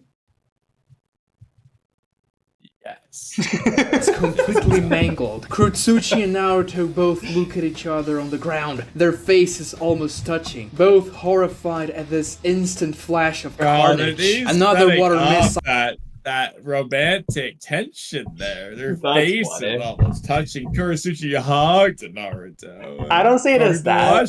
Right I see it more of Daigo hyping up how strong Kisame's singular effortless attack was, because he's really, for the past like a minute at this point, he's been going on about how this one attack has been the craziest thing of all time. Happened. It's one missile. It's cool, bro. And especially after they fodderized the bandits to show how much stronger they are than the bandits, and then Kisame's one attack comes in and fodderizes everything. I just shot like his whole thing. While is shot towards their direction. Kurotsuchi sees the position where it was shot from. Naruto sees it as well, coming towards their direction. They are both on the ground, unable to move. Naruto opens his eyes wide in fear. Kurotsuchi weaves hand signs and touches the ground. Earth style, mobile core. The ground around her and Naruto sinks down into the earth, that's cool. and they avoid the missile. Okay, that's cool. I prefer that over Kurotsuchi using her lava style immediately to confront whoever it is heads on. I prefer she saves it for when she confronts them, and I think it's cooler that she's keeping a cool head and being smart and just running away, immediately recognizing the difference in power. Thus, the audience feels they're more powerful even than otherwise. Yeah. Just cool. Passes just by the opening above them. They hear the impact of the explosion again as it hits the same place. Naruto and Kurotsuchi stand up. She says, "We have to get out of here. I don't think we can escape this, Kurotsuchi." "What is this?" She propels Naruto and herself back towards the surface. When they emerge, they see a massive blue figure holding a gargantuan sword wrapped in bandages. Naruto says, "The Akatsuki." Kisame stares both of them down with a smile. "I heard the QB had insane healing capabilities. I just wanted to put them to the test." So, that's interesting that Kisame immediately does know it's the Jinchuriki. He was willing to just kill Naruto there. Not cut off his legs to bring him back that way, but just straight up kill him. They would have just lost the Nine-Tailed Jinchuriki. They're not even trying to capture him, seemingly, just kill him. And interesting that Itachi was letting that happen as well. So, how is Itachi going to talk his way out of this one? In Konoha, there is a way. Obviously, Jiraiya's going to show up, but, like, is that really going to work? Maybe, but maybe he's just going to make Jiraiya OP in this version. That said, so you're going to say no, but just hear me out anyways. So, I'm not saying don't have Kisame at all when Itachi shows up, but maybe somehow or the other guy in Kisame makes Kisame exhausted and he needs to rest, so Itachi gets to go and capture Naruto alone, and Sasuke fights Itachi alone, and Jiraiya shows up, and that makes the reason for Itachi leaving even more believable if it's just Itachi doing everything by himself and being constantly surrounded by all these Jonin that are training his chakra or whatever. Do you think that's more impactful for that to happen and this to be Kisame's introduction, technically, quote unquote? Maybe even Itachi isn't here, so they're just fighting Kisame since he's the one that captured Roshi anyways? Yeah, because Kisame is definitely the focus because of the Roshi aspect. And the more Itachi that's there, the more it takes away the focus from Kisame, because we already know who Itachi is, we already know he's cool. And I don't understand that, like, you can just have Kisame take the front line, but, like, his presence just is going to take things away, especially for Naruto's perspective. Because even though if he cares about Kurotsuchi, Itachi is the guy who beat up Sasuke, like, and he already met him. Yeah. So I feel like he's just going to start thinking more about Sasuke than he is about Kurotsuchi. And that's the problem, because they just set up Kurotsuchi with Roshi. Is it going to be like the Roshi fight where Itachi just let Kisame 1v1 it for shits and giggles? Is that what's going on? Like, I don't know. Is he just in the background? Is Itachi going to fight Jiraiya while Kisame fights everyone else? I don't know. Jiraiya needs to fight Kisame. Yeah. Like, Itachi being here for me is kind of a problem because, again, like you're saying, it's going to be focused on Sasuke and Itachi now for Naruto rather than Roshi and Kurotsuchi with Kisame. Which is the point. It's fine to do both, but because they're doing this thing with Naruto's Jinchuriki and Kurotsuchi knew Roshi and the Akatsuki Kisame took Roshi, like, I feel like they're really doing a thing. Like, there's a reason Sasuke wasn't in the Kaze Kage rescue arc. This is why. Yeah. So, yeah. So but then the question becomes, why are they separated, you know? Mm-hmm. But what would you think? Like, I think you think it's probably less good, but would you prefer if, like, it was more or less Itachi's introduction basically on his own the first time? It kind of is, but it's technically... I mean, not really. Kisame's right there the whole time. He's always doing stuff, arguably almost just as much as Itachi at certain points. At least physically, so I don't know. It's just cooler if it's just Itachi there. I know you really like the part where Kisame is sussing Itachi out the whole time, but he can still do that the first, like, half of this mini invasion or whatever. Yeah, no, I get what you're saying. Like, to an extent, you could separate out because even with Sasori, he's there, but you don't really get his introduction till after Datara's already fought Gaara. Like, and even then, like, Sasori's introductions really stagger because it's like, oh, he doesn't like to be kept waiting, that's all you know. And then you get Yeah. Sasori versus Kankuro, where it's like, you're Sasori of the Red Sand, the guy who made all these puppets. And then you really learn Sasori in the Chio fight at the end. Whereas Datara, I mean, you just get right from the get-go with Gaara fight, all right, this is this dude. And then you get more of him, obviously, in the Itachi Pursuit arc. But Because I do feel like that is more so the case of what they're doing. The beginning of Kazekage was just introducing Datara, not Sasori. And then they introduced Sasori on its own, alone, solo, away from Datara.